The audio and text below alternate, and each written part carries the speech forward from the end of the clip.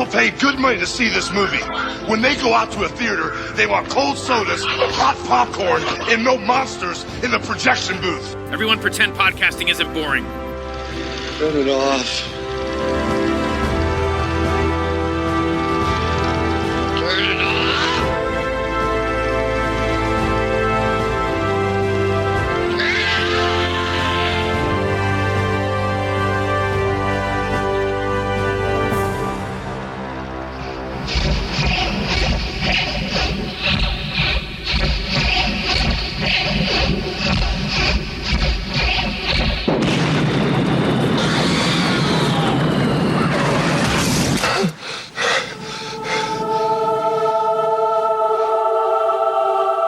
Every day, Jacob Singer goes to work. What's wrong? It's one of those days. And every day, he wonders what is happening to him. Maybe it's the pressure, Jake. They're like demons, Jess. They weren't human. What were they, Jake? Let me look at your hand. You have a very strange line. See, according to this, you're already dead.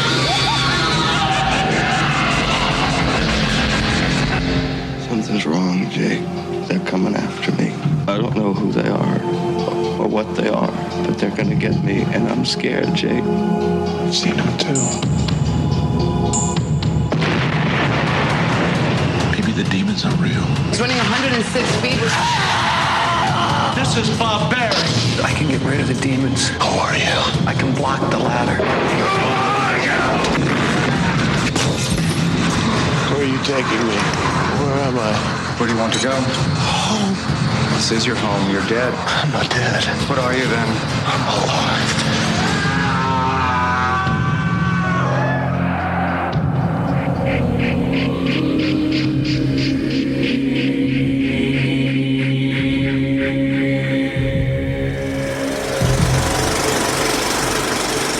Welcome to the Projection Booth. I'm your host, Mike White. Joining me once again is Mr. Steven Scarlata. Don't bury me. I'm not dead. Wrong booth. I couldn't find a good one. Oh, jeez. Also back in the booth is Mr. Yaniv Adelshtein, who completely forgot about the vanity intro, but hi, folks. And this special episode of the Projection Booth, we are looking at Adrian Lyne's 1990 film, Jacob's Ladder. It's the story of Jacob Singer, played by Tim Robbins, whose platoon in Vietnam is attacked by unknown forces. He suffers from flashbacks of this horrific event in the 1970s New York, where he's left his wife and is living with his coworker Jezebel, played by Elizabeth Peña. He is plagued as well by horrific visions of demons. Is Jacob going mad? Is he a victim of a government plot? Or is it something else entirely? Of course, we are going to be answering those questions, ruining this movie for people who haven't seen it before. You have been warned. So, Stephen, when was the first time you saw Jacob's Ladder, and what did you think? Yeah, I was definitely aware this movie was coming out. I was going to the movies a lot during that time period. I saw the teaser trailer, which was very interesting, and I was a huge horror fan, so I was excited for it. It was in Fangoria. I couldn't talk my friend into seeing it, so we went to see Marked for Death instead, but after Marked for Death, I managed to sneak in for a couple of minutes waiting for my ride. And then I'd eventually watched it on VHS when it came out, and I loved it. And then like a year later, it came on Showtime, and they showed these deleted scenes. They had this whole half-hour special after it premiered and had the deleted scenes and interviews. And that was the first time I've ever experienced anything like that. In like 1991, there was I didn't have a laser display or anything. And, and it was interesting is I left the movie off there and I didn't return back to it until like maybe 10 years ago. It was the 5th movie in a 6-movie marathon.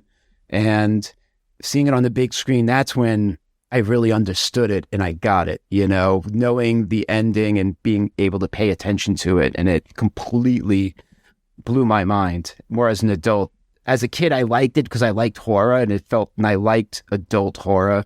As a kid, when they put real stars in horror movies, calling them thrillers. But as an adult, that's when it really emotionally hit me and I was able to really concentrate on it. And Yaniv, how about yourself? I'm the newcomer. I just watched it a week and a half ago or something.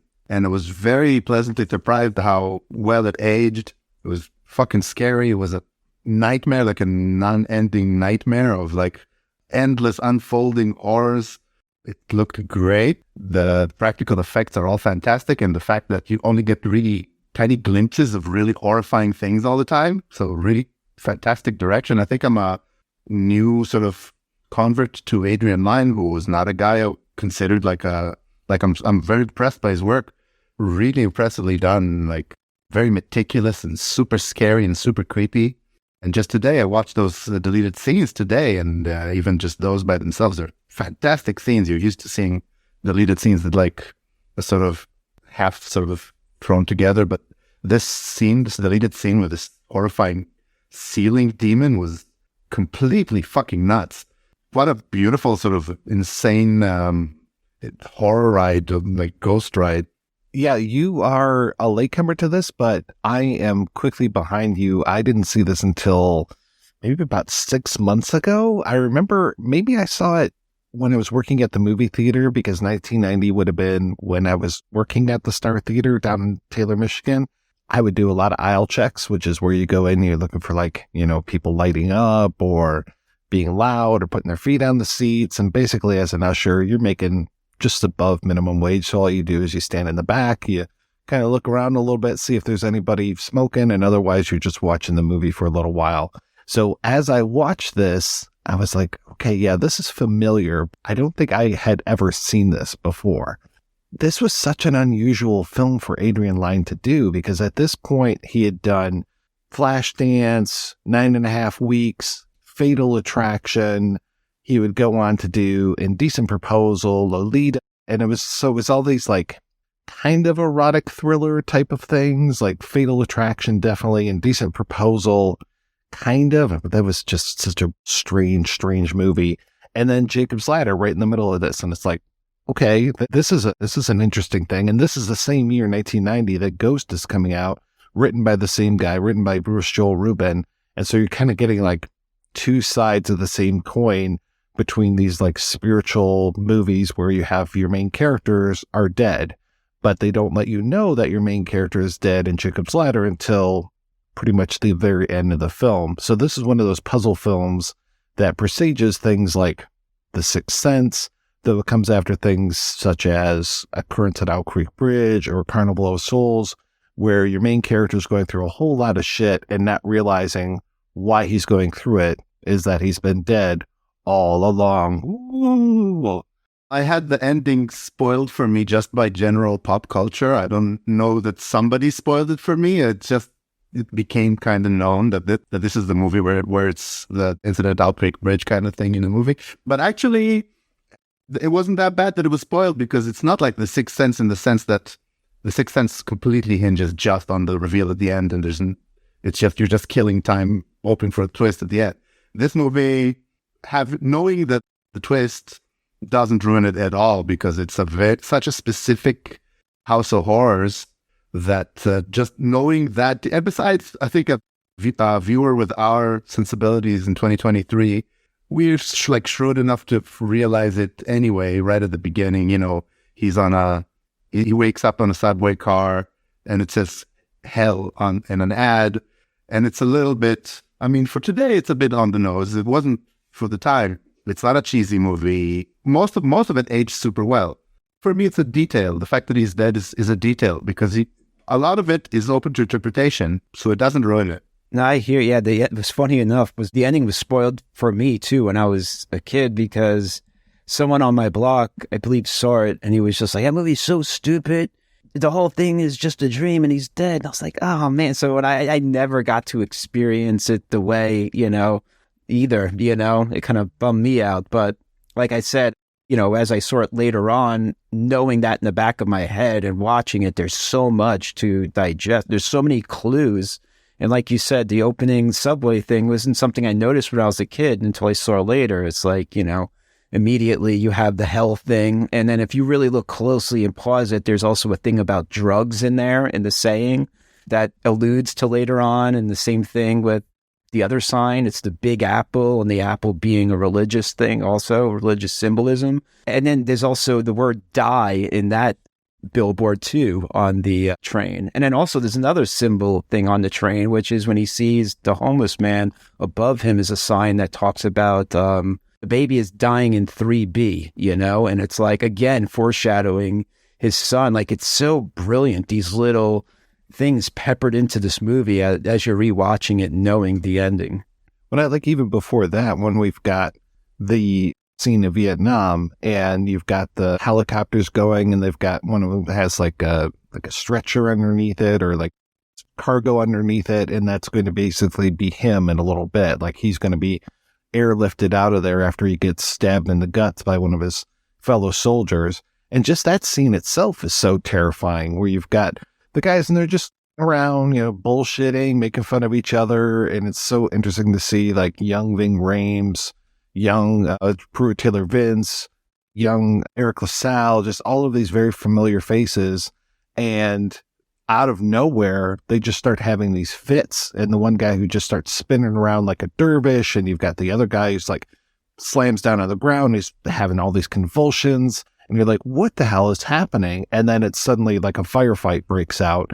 And it's just mass confusion. I love the way that he shoots this as well with this handheld camera, just running through all of this. And, you know, like 1990, we're pretty inured to Vietnam films. It's just like, oh, okay. And then when we quote unquote have, you know, show that it's a flashback, but it's actually not. When he wakes up on that subway car, it's like, oh boy, here's another story about, you know, a crazy veteran or a veteran who had a whole lot of problems, and he's brought those back with him to now. And even when the movie starts, I'm just like, is this 1990? You know, is this the year that the movie's coming out? But then later on, it's like, oh, we haven't talked to each other in like 5-6 years. And they very specifically say this is 1970 at the beginning. So I'm like, oh, this is a period piece, but it takes me a long time because they don't really just like ham it up with like disco music and trappings of 1970s. You don't see like Nixon or Ford on the TV. You see Orson Bean on the TV on like I thought it was a rerun, but it was probably a first time airing of To Tell the Truth. And it's like, oh, okay. So this is mid 70s, but Lyne is really nice to not just like beat you over the head with it. No, dude, you're so right about that. Cause for years I thought the movie was taking place in the time it came out. And then eventually I found this note that it's in like, there was a screenplay book of Jacob's Ladder. Yeah. And in it, there's a note from Adrian Lyne to his like crew, just kind of saying like, yo, this movie is set in 1975 Brooklyn, you know? And then, for example, if the New York Knicks won the championship in 1975, we should not mention it because Jacob would not be able to know that, you know? So he put out this note to like let the cast and crew know that, you know, and like the song they use in that one dance sequence, like everything it's such a tiny detail, but no one ever catches it either, but it is there. Well, I guess I'm smarter than you guys because I figured it out and I didn't even think of the 5-year thing. I could tell that it's the 70s just because of all the cars and stuff. I mean, you could, as soon as he comes out of the subway, even the subway itself is sort of really filthy, but especially when he comes out, you can see all the cars from the 70s and it's like older, dirtier in New York. But I guess, yeah. I mean, if you really want to go down that road, then I guess if he died in 70, then it has to be 75 as imagined by a person who died in 70. You could have like, whatever, like wrong details anyway.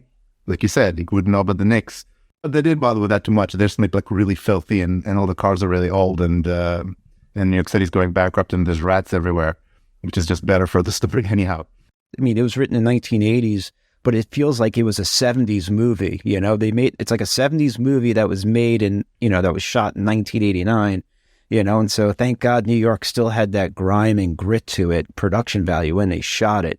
On one hand, it's that, but on the other hand, it's also pretty modern. But I think it's like, I'm not sure if it could have been A, financed and B, made if it weren't for like David Lynch. I think the fact that Blue Velvet had existed and was a hit, then something like this could get financed because it's incredibly weird and it's a big budget sort of production for this kind of thing.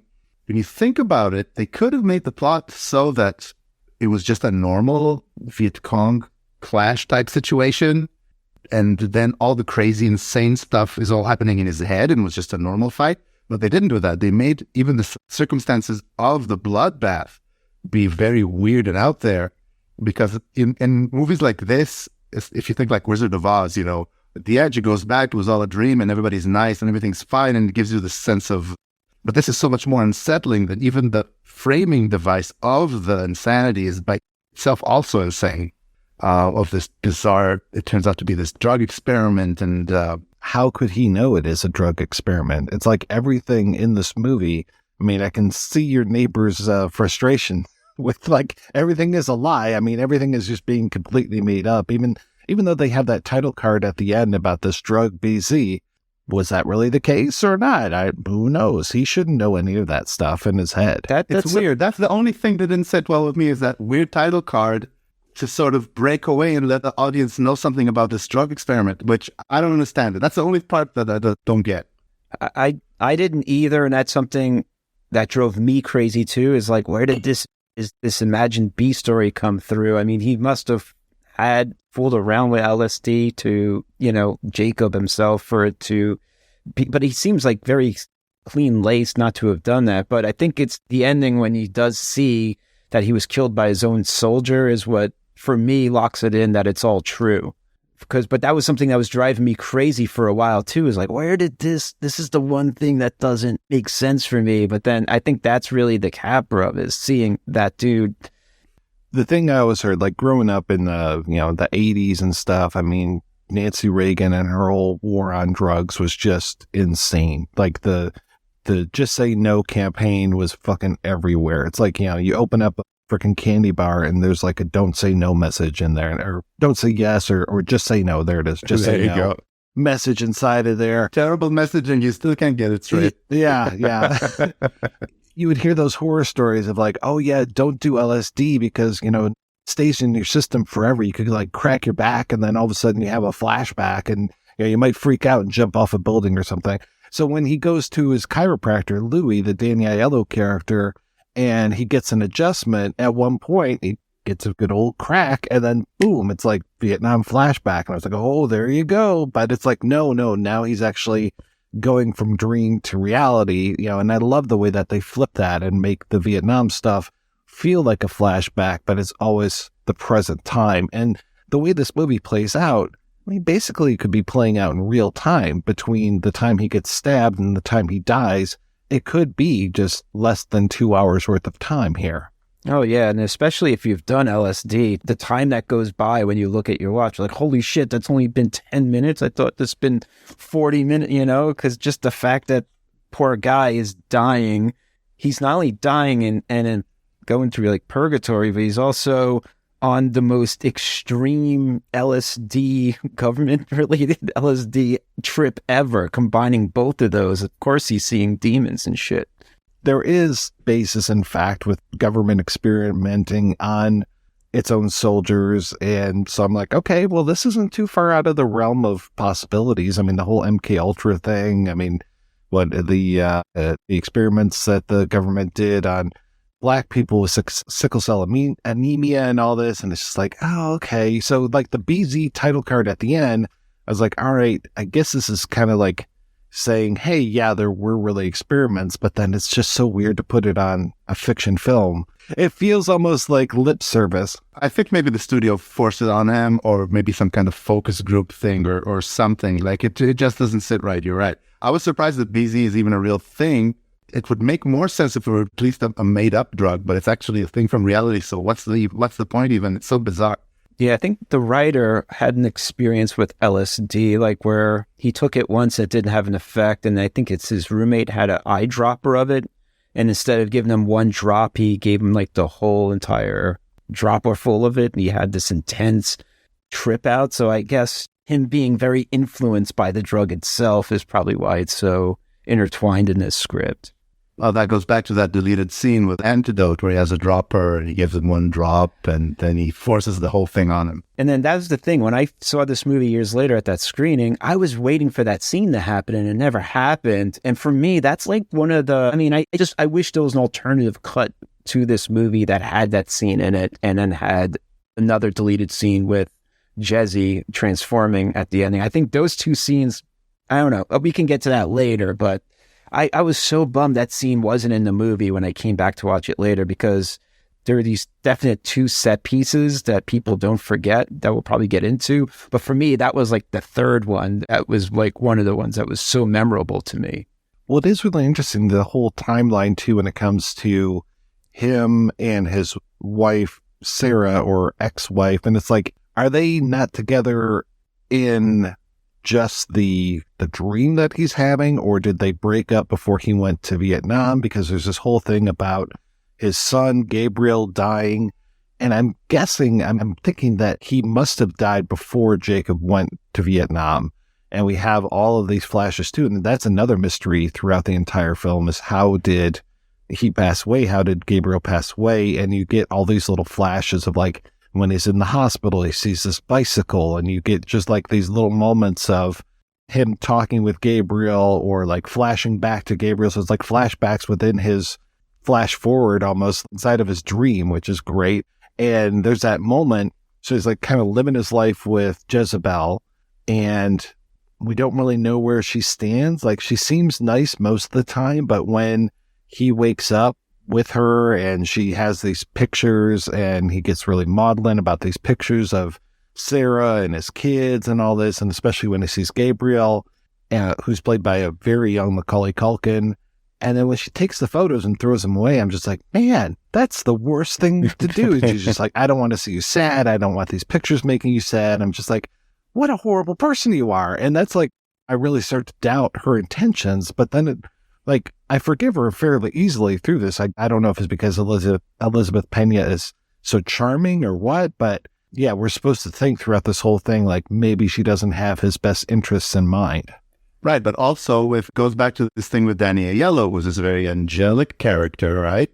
And he says, if you're frightened of dying, you'll see devils tearing you apart. If you've made your peace, then there are angels freeing you from the world.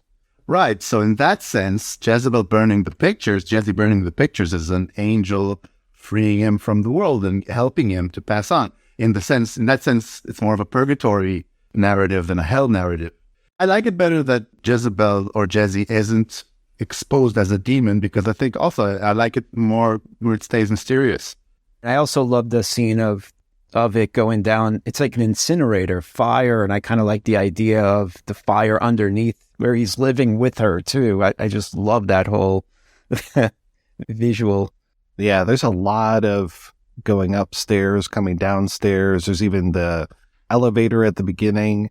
And I love that shot inside the elevator with all the pennies inside of like this grating that there is, because there's another moment later on in the film where it's him and Pruitt Taylor Vince, and they're out on the street and he sees a coin on the street. And I was just like, oh, that's kind of a little cool callback. And I don't know if that's putting coins over the eyes of the dead type of thing to pay the ferryman to take you to the afterlife, or what that is. But then I also like how he sees that coin on the street. He's like, oh, it's my lucky day. And then that coin basically blown away. And the next time we cut down to the ground, we have Pruitt Taylor Vince's, I guess it's like a St. Christopher medal. So it almost gets replaced from coin to metal like that. And I thought that was kind of a nice way of, just showing that. And then also just how long it takes for that explosion to happen, for Pruitt Taylor Vince to be blown up. And that plays into this whole other thing that we have going on in the movie, which is the series of assassinations and this like government conspiracy cover up of all these secret men taking him and throwing him in a car or trying to run him down on the street. And what is going on with this? And we even have like a cover up with Jason Alexander later on. It's just like, they do a great job of wrong footing you in this movie. It's like, no, this is actually a guy fantasizing about, his afterlife, about death type of thing. But then it's like all of these adventures that he's imagining in his head. Yeah, totally. I love him saying it's my lucky day and going for that coin. It's almost like I always saw it as it's flying off screen towards the car for some reason. And I think you nail it with the ferryman thing, where it's like, that's the coin to pay the ferryman for him to go. My theory is that him and all of his other vets, they're all in the same purgatory as him, but that moment, that was his time to go, is when that happened. That's my theory on it. For me, the less it's explained, I just like it. I mean, the part with all the veterans joining together to maybe hire Jason Alexander and then prosecute sue the Marine Corps or something. It's the only like semblance of like a generic plot that this movie has. But even that feels very off, very weird, and isn't resolved in a traditional way, which is great. And also one of the other deleted scene with the antidote also puts a button on the whole. There's an antidote, there's a chemist. I mean, the chemist is still in the movie, but the antidote. And, I could take or leave that part. The more surreal it was, the more I enjoyed it. Because it's very weird now without those deleted scenes when the chemist comes in and explains everything to him.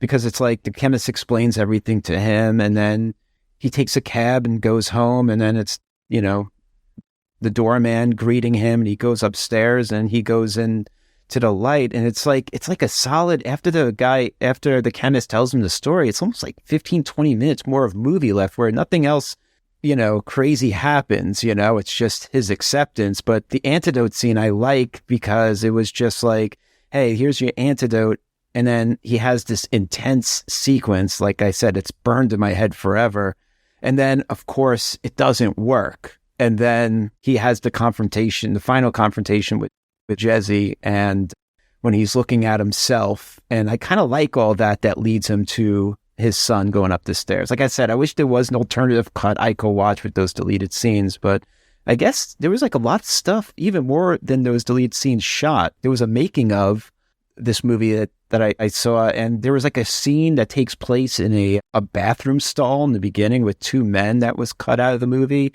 Also, Adrian Lyne said there is the death scene of the chemist that was cut out of the movie, where he goes back to see him after the antidote doesn't work and they find his severed head. I mean, I'm happy. Maybe I don't need all that stuff, but, and I think there's one more scene. Yeah, there's like a bathroom stall scene with a glory hole that was also cut after he does the antidote. But I don't know. I just think the ending now, knowing the deleted scenes, it ends so strange for me. It's just like, you can see that. I can see it now. I couldn't see it earlier on. I'm surprised there's not a fan edit of this with those scenes put back in, just because it would be very easy to do that. But in my searches, I was not able to find anything like that. But I'm glad that they keep all of that stuff on the DVD or the Blu-ray, just so that if somebody wants to do that, they could, because they are pretty easy to put in. And that script book that's out there, the Bruce Joel Rubin book, fantastic. And I really like how not only does he include, the scenes that were cut out, because there's a whole thing of like, I want to say one of his mentors, one of his philosophy mentors that he goes back to and talks with, and that character's completely cut out as well.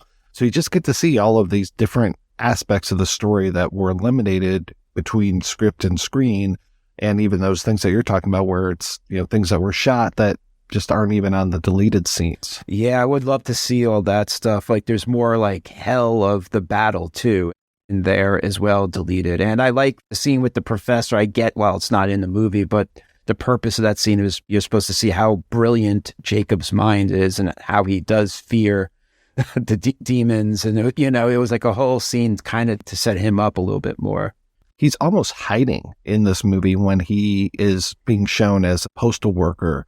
And it's like, you have a PhD in philosophy and you should probably be working in a much more of an academic setting. But no, he kind of exchanges one uniform from Vietnam into another uniform as the postal agent. And I don't know if we're supposed to get this whole thing of like messages and delivering messages, because he keeps getting messages, but he doesn't really know what to do with them. Like woman at the party who reads his palm and is like, oh, you're dead. You're dead, honey. He just keeps being told, like, you're dead, you're dead, you're dead. And then he just keeps asking, am I alive? Am I dead? What's going on? And they're subtle, but sometimes they're not so subtle. Like even, Lewis Black as his doctor, after he has that whole thing where he goes into that massive fever and he's just like, hey, you must have friends in very high places. And it's like, okay, yeah.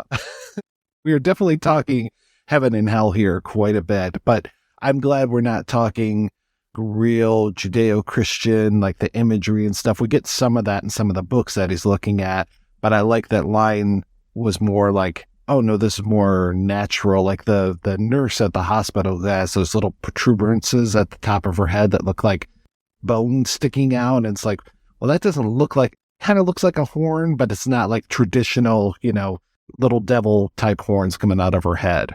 I never knew that was supposed to be a horn until I looked at the Me script. neither. It looked like a terrible injury, like some sort of weird skull fragment. I think a lot of it makes sense to me as a guy who's shell-shocked in Vietnam and sees horrible corpses all over the place, and the cars blowing up as well. Like anything could be rigged to explode. So it's just a horrible PTSD experience. Yeah, it resonated with me more than all the religious stuff. You know, Mike's line he asked, does anybody want to come on this podcast and talk about the Old Testament ramifications of this movie and him? Oh, I hope we're not going there. I don't know either. But it was a bit over the top with all the character names being biblical names. I just love biblical names. If I had another little boy, I would name him Jason, Caleb, or Tab. Super over the top, yeah. Because you guys haven't even mentioned, we've talked about the chemist, but his name's Michael. And it's like, okay, we get Michael, Gabriel, Sarah, Jezebel. Yeah, Jezzy Jacob. is by far the biggest. Like, it's so over the top. Like, well, yeah, and like with Jacob from the Bible, I mean, he had a few things going on. Not only did he have that dream of the ladder where he saw figures going up and coming down, so this whole ascension, descension thing, but then also Jacob is the one that wrestled either an angel or God. They don't really make it clear. And there's that whole thing where he like hurts the other person hurts his hip. And so then when Louis is like, oh, I got to adjust your hip here. And I'm like, okay, yeah, got an old injury there from fighting with God. Oh, wow. I didn't know that. That's pretty... No, me neither. There was another small little detail. It's not biblical, but it was very interesting that both when he meets Patha Merkerson on the steps, who was going to read his palm, and also with Daniel Yellow, she says to him, give me your right hand. And he gives her his left hand. And he says, no, your right hand. And also with him, he says, you left and right. I think, unless I got it wrong, in one of the Danny Adel sequences, he says to him, turn left, and he turns left, and Danny Adel says, no, left. So he turns to the other way, and it's actually wrong. It like messes with your mind as the viewer. But I think I heard somewhere that in dreams, you can't tell left from right. Is that right? I didn't know that. Wow. I seem to recall that in dreams, you can't tell left from right. So I think I don't like it that it's just purgatory or just hell. It could also be a dream. It could be different things. The part where he's told that he's dead could also be part of a dream. I mean, we can all have our different interpretations. There was a scene in the opening where after the subway scene, as Mike brought up, the elevator scene with the coins, he goes home and he takes a shower and Jez jumps in the shower with him. And then when it cuts back to Nam, there's like rain dripping on his face. So it makes sense he's in a shower because he's just been rained on outside. And then the same thing with the car explosion, because I'm thinking, oh yeah, there's always explosions going around him, and that like also seeped in. But it was also in the original script, when the car explodes, what's happening, he's in the chopper and they're getting attacked, like there's bombs going off.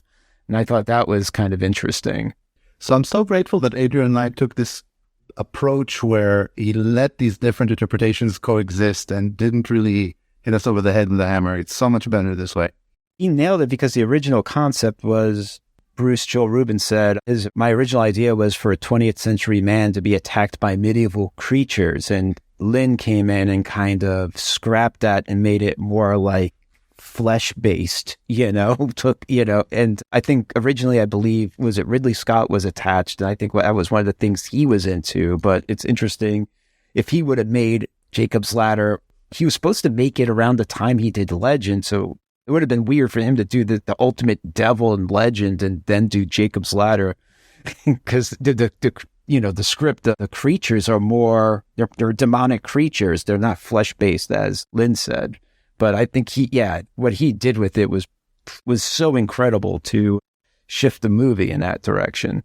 The way that the demon effects are in this, I mean, it's these kind of weird masks, or this effect that he's doing where he's got people moving their heads at probably a regular rate, but he's shooting at 4 frames a second or something, so that they're moving incredibly fast. It's like they're out of sync with the world.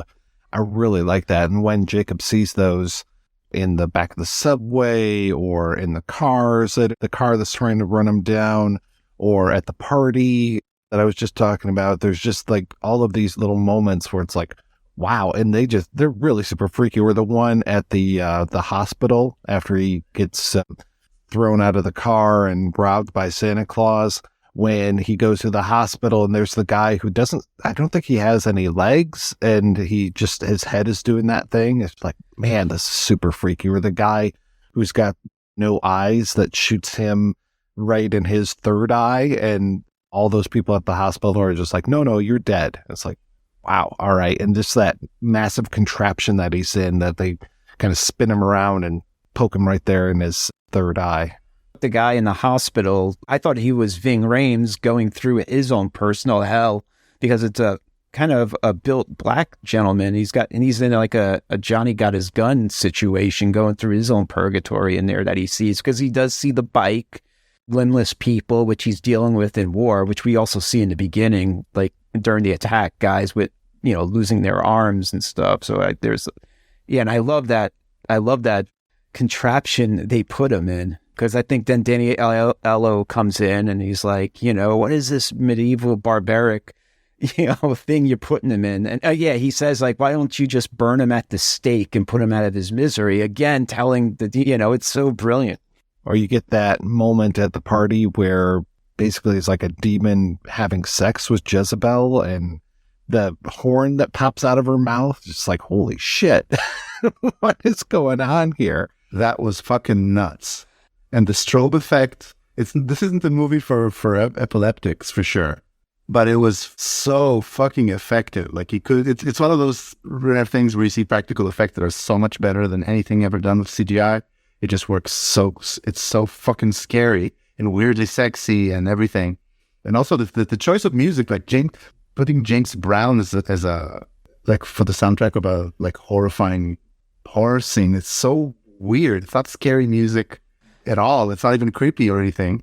It's just funky. I don't know if it's kind of a weird. We have a British director. Like, I think it's only a British director would put James Brown on the background of that scene. No, dude, the music choice is so perfect for that scene. Was that your first time seeing that scene, or have you seen it before? I think the only thing I ever saw outside of the context of the movie was him in the ice bath, and that's it. Yeah, because that scene is so phenomenal. The whole sequence is so great. And that song, it's out there that it's on an album called Hell, which is pretty funny too. The James Brown track. I'm not aware of that song, but I think it's the perfect song for that scene. It's so good. And that scene, man, it was like nothing else I've ever experienced since. It was just, I guess for me, when I first saw it as a kid, the closest thing I can kind of put this movie up against was like Angel Heart, which was it's just big budget. It felt like a big budget horror movie with real actors in it, which always kind of puts it on a more of a top tier, because I was so used to Friday the 13th and Halloween's. But that scene just, again, it's another scene from this movie that has never left me. It's pretty brilliant. And that's funny because I think Pruitt Taylor Vince is also in Angel Heart, and he plays a character. It's two detectives, like Deimos and Phobos, the sons of Mars, are like one of his characters, one of those two names. Oh shit! I need to rewatch it. My dad gave it to me when I was a kid. He's like, "You got to watch this," and then and I was kind of blown away by it, because like I said, it just like I liked it when like Misery came out. James Caan was in it. I liked it when you saw like real. No, I love horror films, but I just I was so used to seeing the only stars I knew from horror films was like Tom Matthews, when I would see a movie with like real, I guess I would say A-list actors in a horror movie, but they were always thrown off as, oh no, it's a thriller. It's not a horror film. It always just it seems like it had a bigger impact for some reason on me, especially Angel Heart. That movie was so controversial, especially with Lisa Bonet being in there and her being still on the Cosby Show, or just had left the Cosby Show and on a different world. I mean, it was so like, oh boy, America's sweetheart. And it's like, all right, sure. You can't have a sexuality. These are the 80s. Right, exactly. Yeah, and after that scene of them at the party, that's when you get that famous scene of him in the ice bath, and just apparently he had a freak out at the party after seeing Jezebel like this. And then when you wake up, I think there's a Vietnam flashback in there, and that he wakes up in the apartment. One other thing I should say is that he is constantly waking up. So it's one of these, like, you should know that he's dreaming because he is constantly waking up. So when he wakes up this time, she's just like, man, I can't believe you embarrassed me so much at this party, and like reading him the riot act about being mortified. And then he has a temperature of like 106 degrees, and it starts this whole thing of this ice bath going on. And then this weird moment that just, it's the one thing in this movie that just really gets me is he's in the ice bath and then suddenly he's back with Sarah. And it's like we have gone off a whole other branch of fantasy where he's back with Sarah. Not only is he back with her, but Gabe is either now he's back in the past or Gabe is still alive in this timeline that he's at. It's like he's going through like different levels of dream type stuff. And it almost feels like he's moving back and forth in time with this stuff. And that ties in to the ice bath. You know, you're talking about how, you know, things bleed from one timeline to another, and that he's there going like, oh, you know, it's so cold. It's so cold. You left the window open.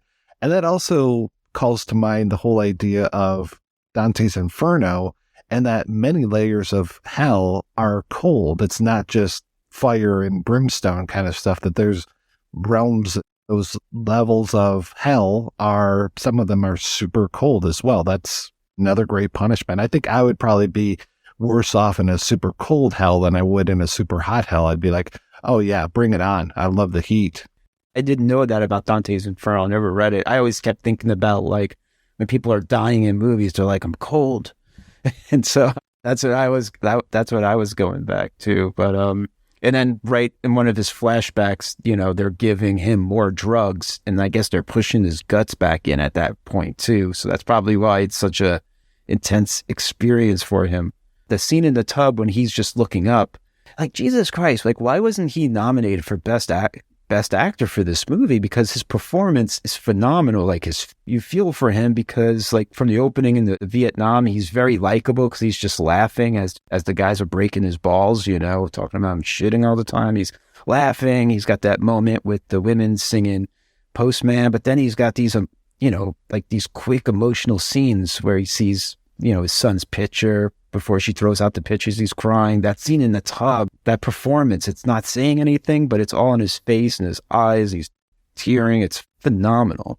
We mentioned a lot of the good stuff, but there's one unintentional laugh in this movie where the first time we pulls out Gabe's picture and it's Macaulay Culkin, and out of context, it's just so ridiculous because, and this is also the year that Home Alone came out. Like, it's a few short months away from every person in the world basically knowing who this kid is. So, but yeah, you gotta laugh when you see this picture and you just think, oh, so is this guy a huge Macaulay Culkin fan? Like, what's going on? He carries this picture around in his wallet. Oh, Kevin McAllister, I remember you so well. I loved you and Richie Rich. Why didn't you come back for Home Alone 3? Why didn't you punch Trump in the nuts in Home Alone 2? So the most horrific scenes for me are, like you said, the party when the demon kind of rapes Jezebel, and then when he gets kidnapped by those guys outside of Jason Alexander's office, and they pull him into this car and are threatening him, you know, like, you better quit talking about this, quit asking questions. Again, we're super into like Alan J. Pakula type territory with this type of stuff. And then, yeah, they throw him out of the car. Santa Claus comes along and steals his license or steals his wallet, which then begs the question, I don't know why people aren't writing all these articles, is Jacob's Ladder a Christmas movie?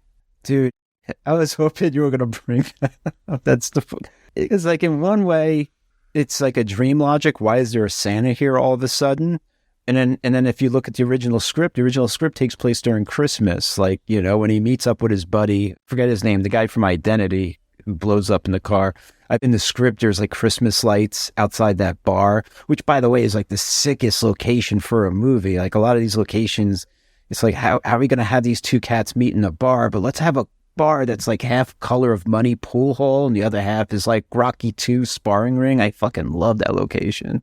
You know, but that Santa scene's a trip because, yeah, in one way it's like dream logic, but then in the original script, it was a Christmas movie. But there's this great line afterwards where they ask him about his wallet in the hospital. He says Santa Claus took it or something. And it's just too good. It's like the funniest line in the movie, the funniest intention alive. They have to keep it in. And then the guys that pull him in the car in the script are army officials. And I kind of like that change where it's just these guys that look like mobsters. Like the guys that are hunting him down look like just mobsters to me. Maybe because I'm part of this.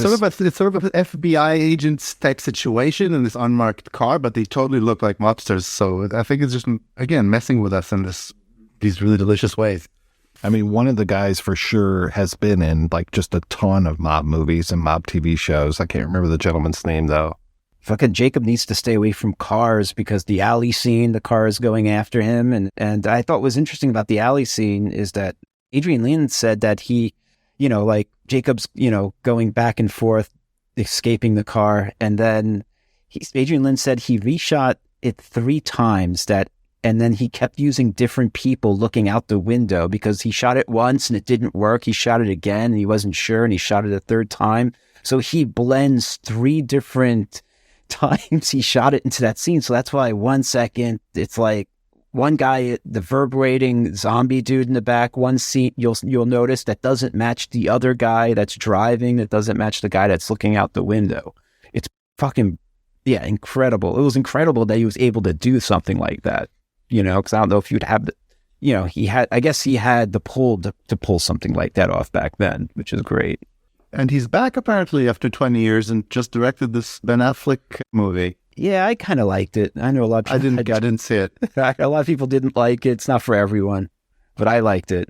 I'm a fan, especially when you see this movie, man. It's just like, and if you really, I don't know. As a kid, I don't think I got Flashdance, but it was such a cultural relevant movie. The soundtrack was everywhere. On MTV, they kept showing the music video with the scenes from the movie. But when I'm watching this movie, it just hits you how much, like, man, his aesthetic is just so good. Even though, like, Indecent Proposal, like, I'd never really seen it, but you couldn't escape the scene in the bed with the money and then just the premise of that movie. It seemed like the premise of the movie carried that movie too. It's just Fatal Attraction, the elevator sequence, it looks so fucking good. It's like, homeboy has an eye.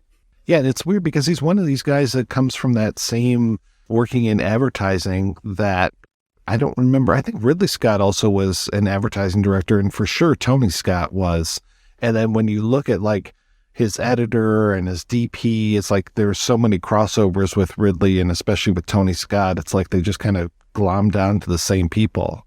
Those 3 guys in the 80s, when you saw a Tony Scott movie, it looked big because, those Magic Hour shots, it just felt big, that just the way he shot stuff. All 3 of those cats, totally. Because I was struck by how similar the trajectory of Adrian Lyne and Ridley Scott is. This, British guy coming in, and with this background of advertising, there's a few more, like Jonathan Glazer is in your example. So, do you have a sense of how big this movie's cult following is? Is it still sort of a hidden type gem, or do tons of people know about it? With it coming out in the 1990s, certain people of a certain age, like me, were around when it came out, like Steven as well. Yaniv, I'm not going to speak for you as far as your age goes, but, I remember it playing and I remember it being pretty big at the time, but then it just kind of got dwarfed by Ghost, the same year. It wasn't a huge hit. It was definitely successful, but it wasn't like the box office beast that something like Ghost was. So think that it still must have a cult following. I mean, we'll talk about the sequel or the remake, I should say, after the break, but I don't know if having a remake necessarily qualifies it as having a big cult following, because sometimes you're just like, why? Why are they remaking this one rather than something else? Because it's just so strange. And especially with this one, it's like, why are you remaking this? This is done pretty perfectly. I don't think we necessarily needed a remake for it. This movie is definitely had a cultural relevance because I watched walkthroughs of it. I haven't played it, but Silent Hill uses a lot. The scary nurse is the same nurse. Even the harness he's put in at the hospital when he's the head shakings in Silent Hill. And then when I was watching this again for this episode, the whole subway sequence when he's going into the tunnels. I mean, I can't tell you how many times I've played video games where I've been in those tunnels, like in Fallout and shit like that. I know video game people are definitely designers, are definitely fans of this movie because they're always using this aesthetic, and then later on, like House on Haunted Hill and saw an episode of Hannibal using the crazy face. I mean, I think Joe Dante did it first in Inner Space, but that was more in a comedic way. But what he did with that in this film was just incredible. I hadn't seen any, even though I didn't remember Inner Space as a kid. And then, that's just like, no, in this movie, it just works as its own terrifying element. But I think it definitely has cultural relevance. Like, it really seeped into people. And it's probably influenced a lot of stuff we don't even realize. Yeah, that whole thing with the subway and him not being able to get out of the subway. I mean, that was the dream that Bruce Joel Rubin had that really set this whole thing in motion. And I can't say it was a dream, it was a nightmare. I mean, this whole idea of being caught someplace and not being able to ascend. I mean, and that's the whole thing. It's like Jacob's caught. He wants to get up. He wants to go to the next thing. He wants to get out of where he's at. And it's such a nice little metaphor for the entire film. He couldn't go up the stairs, but he's eventually able to go up the stairs at the ending, But the thing I noticed this viewing, I never noticed before, when he gets off the train, it doesn't say exit like at the stairwell, it says exit in the tunnel, which is strange. And that's where he has to eventually go. I thought that was such a trip. I was like, I've never noticed that before. And then, of course, he goes through the tunnel. He dodges the train where we see the demons, but we never see him get out of the tunnel. It just cuts, The name of the station is visible, but it didn't sound like a real station name. But did anybody check if it's an actual subway station? You see the name all over the place, and it doesn't sound like a real name, but I'm not sure. Yeah, because the tunnel scene, I guess Adrian Lyne said that it's the tunnel down there leads to hell in the commentary, but, he gets blocked from going down the tunnel from the oncoming train. And, and that kind of like made me think, like, how many movies have, like, I guess movies that deal with spiritual have trains in them too, because like Spirited Away has the sequence when she's on the train. I think it's not a train, but I guess Heaven and Vehicles, like Heaven Can't Wait, when he appears in heaven, they're all going aboard a Concorde, and I believe, is there a train in the Albert Brooks movie for some reason? Oh, and Defending Your Life? I'm not sure. I'm not sure too. For some reason I thought there was something about I haven't seen that since I was a little kid, but I thought because there's a movie called The Heavenly Kid from 1985 that has this weird similar opening where he dies playing chicken in the 1950s, this dude, and then as soon as his car drives off, he wakes up on a train, just like in Jacob's Ladder. And then when he gets off the train, he's not allowed to go up the escalator to heaven. He's in his own purgatory. He goes ahead into 1985, and he's got to save his son's life. And I thought that was a mirrored movie to this, even though it's made in 1985 and it's a silly comedy. But I was like kind of shocked at how, when I was looking at The Heavenly Kid and looking at Jacob's Ladder, how strangely similar it is.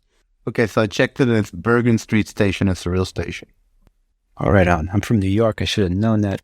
So Bruce Joel Rubin came from a Christian or a Jewish background, and then he went Jewish background, yeah. Jewish, and then he went more Buddhist or Jewish.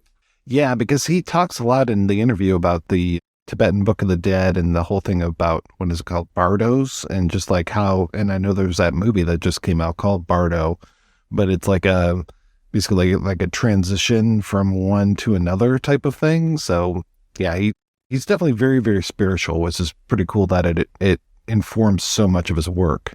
Because a lot of the interpretations we've been throwing around are sort of more Judeo-Christian, but I'm guessing he has more sort of like a Buddhist interpretation of death and reincarnation or some kind of something somewhere in the middle between the two, because it is a purgatory or hell type situation, right? Anyway you look at it.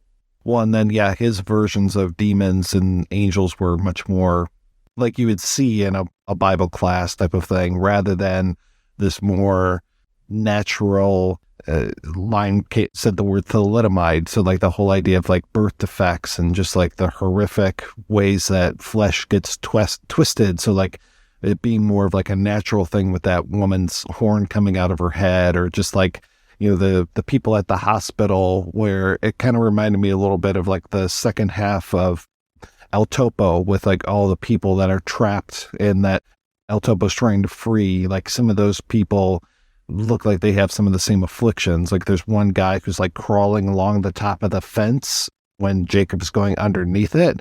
I mean, It's like, wow, this is pretty great. And the way that he keeps getting lower and lower, and it feels like they're going deeper and deeper into the bowels of this hospital, and the parts where it's like just body parts laying around or blood just all over the ground. I mean, that whole thing, and mentioned how Lyne had reshot the car stuff, just that he went back and reshot the gurney stuff so that he fixed the wheel so that it would shake like a regular gurney rather than being perfectly straight.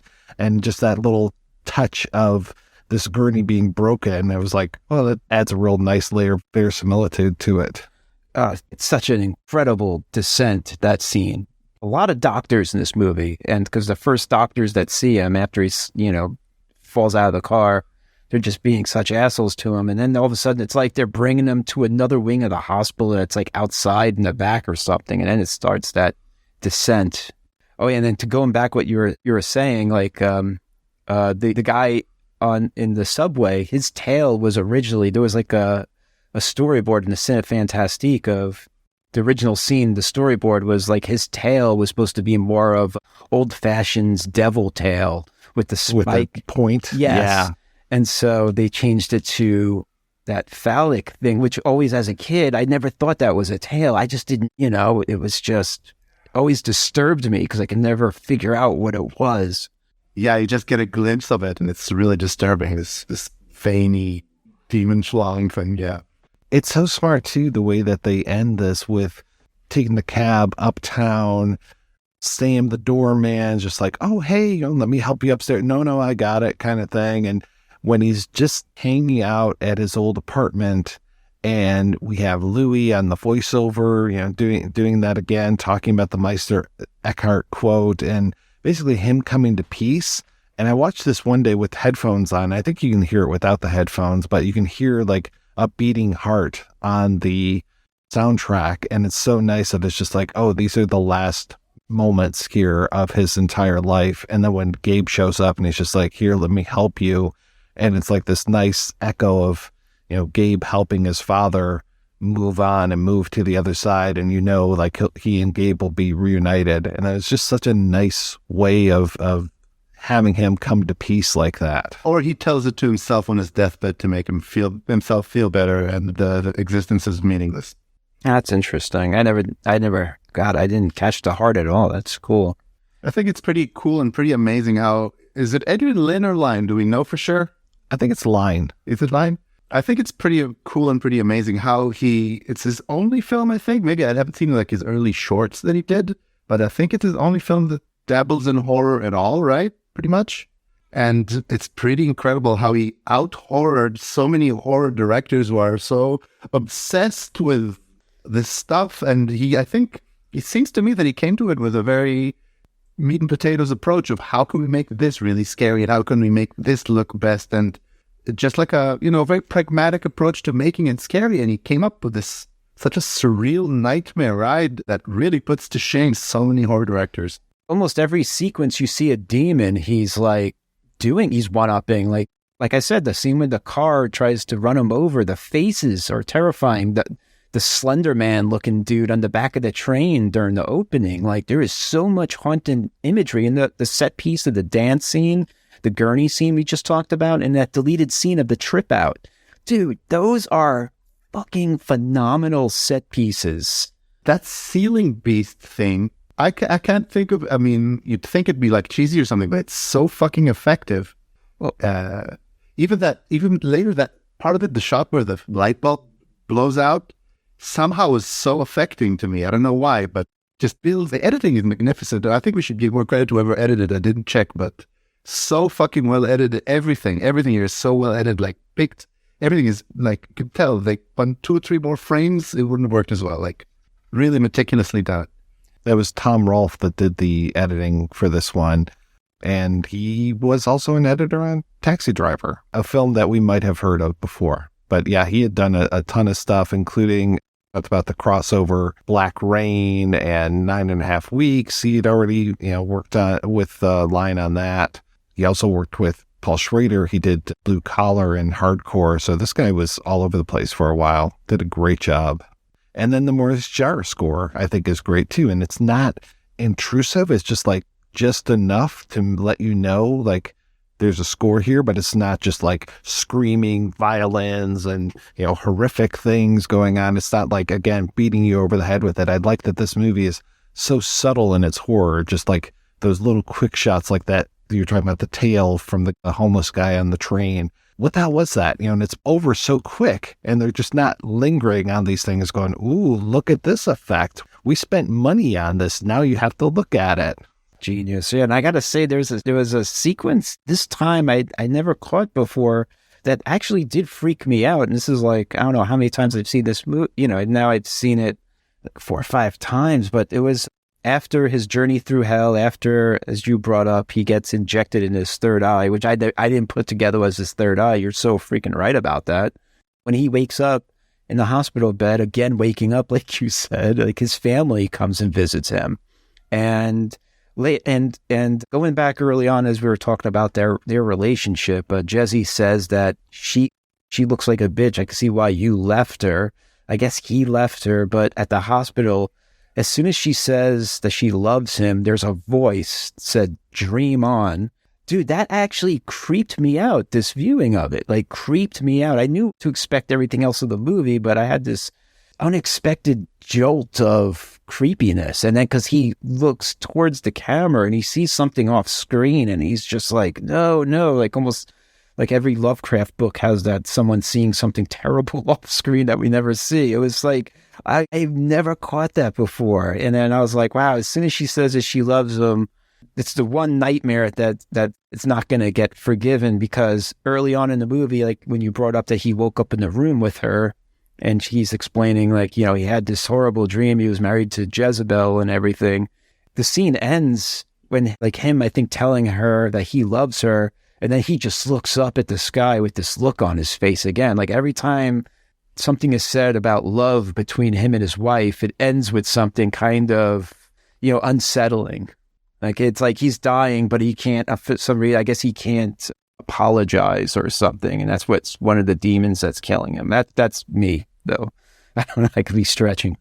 I want to say that dream on line is in one of those deleted scenes as well. And it's like, it almost works so well that they couldn't give it up, you know, or else they were going to use it twice. I don't know, but it feels like we like this so much that we're going to pull it in and use it over here as well. Yeah, I love that, where it's just like, who is this? What is this? You know, you mentioned the whole like glory hole thing, and I want to say it like has something to do with that as well, where it's just like, you hear it from like the other room type of thing. It's so freaky.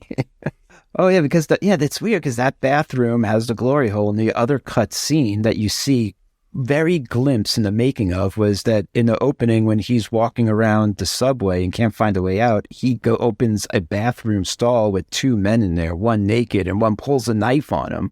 So it's like this weird thing with public bathrooms in this, but they're both cut out, so... It is New York in the 70s. I mean, I try not to use public bathrooms now in 2023. All right, guys, let's go ahead and take a break, and we'll be back with a pair of interviews. First up, we'll hear from screenwriter Bruce Joel Rubin, and after that, we are going to hear from director Adrian Lyne, and we'll be back with both of those right after these brief messages. Hi, I'm Jason. And I'm Jules. And we doing filmographies. We've compiled a list of actors. We draw a name at random and tackle their entire acting filmography from start to finish, or at least as much of it that still exists and hasn't been lost to time. Jason loves actor Billy Crudup in films like Jesus' Son or Almost Famous. But will he love Billy in movies like Monument Avenue or World Traveler? No, they're not good. And Jules loves actor Radha Mitchell in films like High Art and Pitch Black. But will he love Radha in movies like When Strangers Appear or Love and Other Catastrophes? You'll just have to tune in to find out. Some of the names that pop up might surprise you. Some of the films as well. So join us every Saturday on the podcast app of your choice or via YouTube as We Doin' Filmographies. I know Jacob's Ladder is definitely through so much of your early career, and I was hoping you could tell me a little bit as far as like the origin of that, and even more the origin of you and like what led to Jacob's Ladder, because I know you're a very spiritual person, and I know a lot of that came out of the spirituality. I didn't start out that way. I started out as a spiritual anything. I mean, I was a observant Jewish kid from Detroit, and that was kind of my life. I was responsible to following my parents' directives, and we celebrated Christmas, so we were very ecumenical. And I kind of, enjoyed life, and everything was fine. And I ended up having a roommate in New York who was very close to Timothy Leary. Timothy Leary was doing things outside of the university setting in Millbrook, New York, experiments with LSD, and my friend went up there regularly and tried it and asked if I would like to try it. I was strangely uncautious. I don't know why. I said, sure. And he got me a pill of about 65 micrograms, I think. I don't know what it was, but it was sizable enough to initiate something major. And he said, when the day comes and it's right, we'll do this. And I said, okay. And it took about 6 months for me to arrive at that moment. And interestingly, on that very day, a man named Michael Hollings had arrived at our apartment from DeSando's laboratories in Switzerland, where the LSD is made, with a jar of pure lysergic acid that had just been produced, and said, I don't want to walk around New York City carrying this. Can I put it in your refrigerator? Because my friend and he were going to go to Millbrook the following day. So that was there. And then that evening, I took my 65 micrograms or whatever they were, and nothing happened at all. So my friend said, we just happened to have a jar of pure lysergic acid in the refrigerator, freshly made, and I'll get an eyedropper and I'll give you a drop. And I went, okay. So he goes and he gets an eyedropper and he fills it and he goes to give me the drop and he goes, and the whole eyedropper. So thousands of micrograms went shooting down my throat.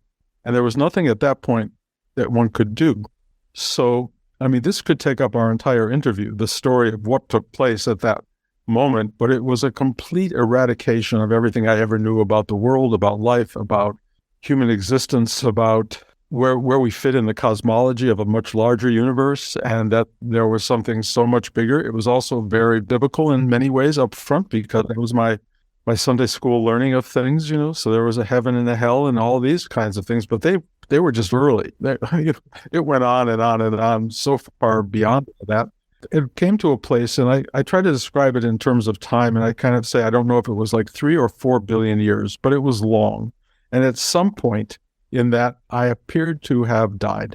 As far as there was nothing. There was no anything at all. And it was fine. It was like completely fine. It was very big and very nondescript in a way, but there it was. And I thought that was all. There was no me to think about it, really. But then there was this sensation of something dropping into whatever it was I had become, and it was like like I'd been impregnated.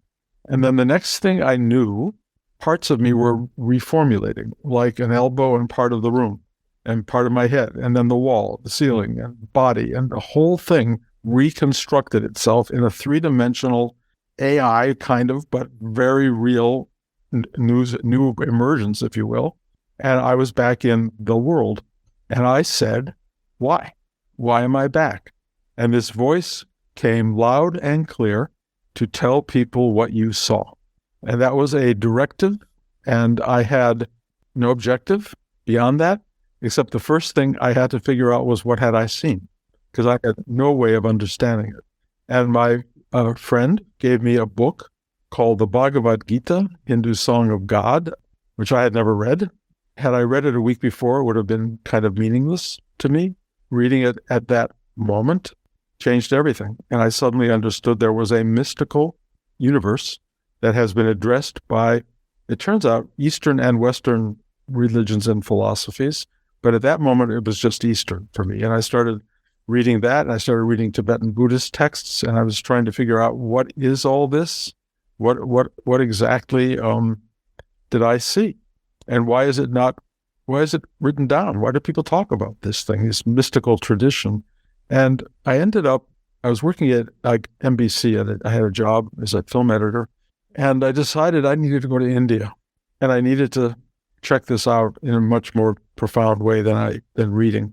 So I quit my job, and I began literally hitchhiking around the world. There are multiple minor stories and all this, so I'm giving you the quick and dirty. But I made it overland through, like Turkey and Iran and Afghanistan and Pakistan and all that to India and Nepal. I lived in a Tibetan monastery for a while. I met lots and lots of teachers, none of whom I felt were really my teacher, including, I have to say, His Holiness the Dalai Lama, which is a whole story in and of itself. But I went to see him, and after a lot of sort of begging, I got in, and he and I just talked for hours. And at the end of our conversation, he offered to be my teacher, and I said, "Ruth, I don't think you're my teacher." And I said, "If I don't find my teacher, would you be open to my coming back?" And he said, "Of course." And he laughed, and he was wonderful. And in some subterranean way, he may have been my teacher through this many, many years I've had of what you might call spiritual meditative practice. I came back and to America, met a wonderful woman, married, had an incredible life, children, grandchildren, all that, and wrote a movie, which I thought was kind of trying to describe some of these experiences that I'd had. And the movie was called Brainstorm, and it was Natalie Wood's last film. And for reasons I don't fully understand, it actually got made. It had enormous difficulties being made. And in the end, of course, you know the story. Natalie died before it was finished, and there was a lot involved in bringing it to conclusion. But the big thing that happened was that while it was opening in Hollywood, we went to see it with no money in our pockets at all. I mean, we could barely afford the trip there. And we had lunch with Brian De Palma, who's an old friend. And he said, if you want a career here, you got to move here. And we went back to Illinois, where we were living at the time, and my wife quit her job. And she said, we're moving to Hollywood, which was a terrifyingly scary situation. But we did it with no money, no promises, 2 kids, everything. And everything changed.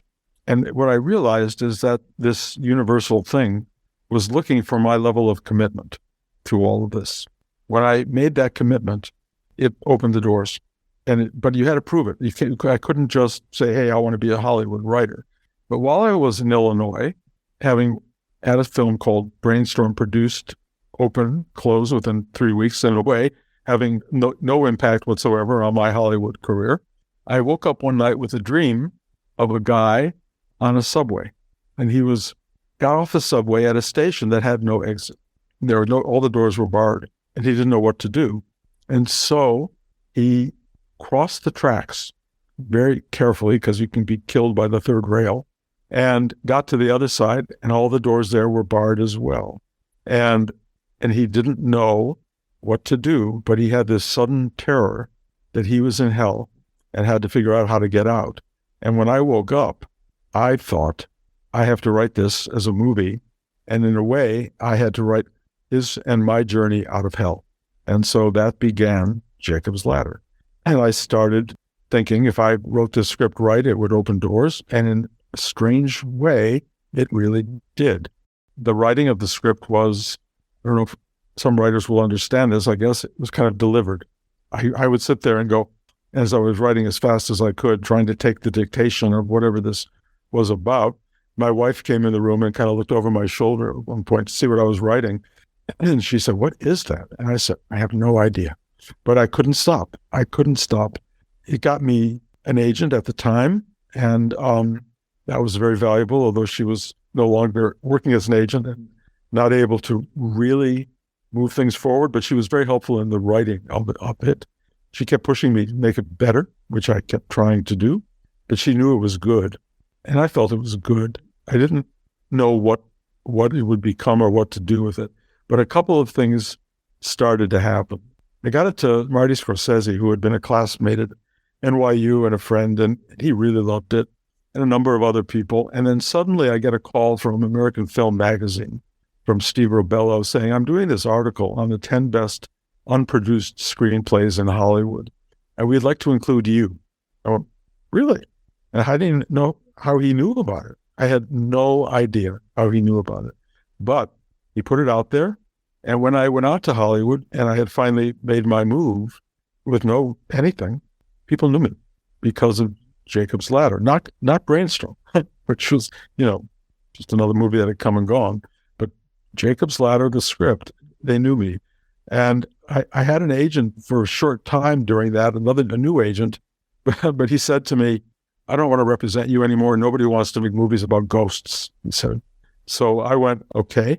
And then I didn't know what to do. And I find this new agent named Jeff Sanford, who said, your script, Jacob's Ladder, is why I got in the business. And you will get millions of dollars. I will make you a very successful writer. I want to represent you. And he did all of that. He changed my life. He put everything out there in the world for me. He got Jacob's Ladder going. He got Ghost going. But he also had another kind of angelic presence. So a woman named Lindsay Duran, who was a vice president of Paramount at the time, and then later a president of Universal, and a remarkable person.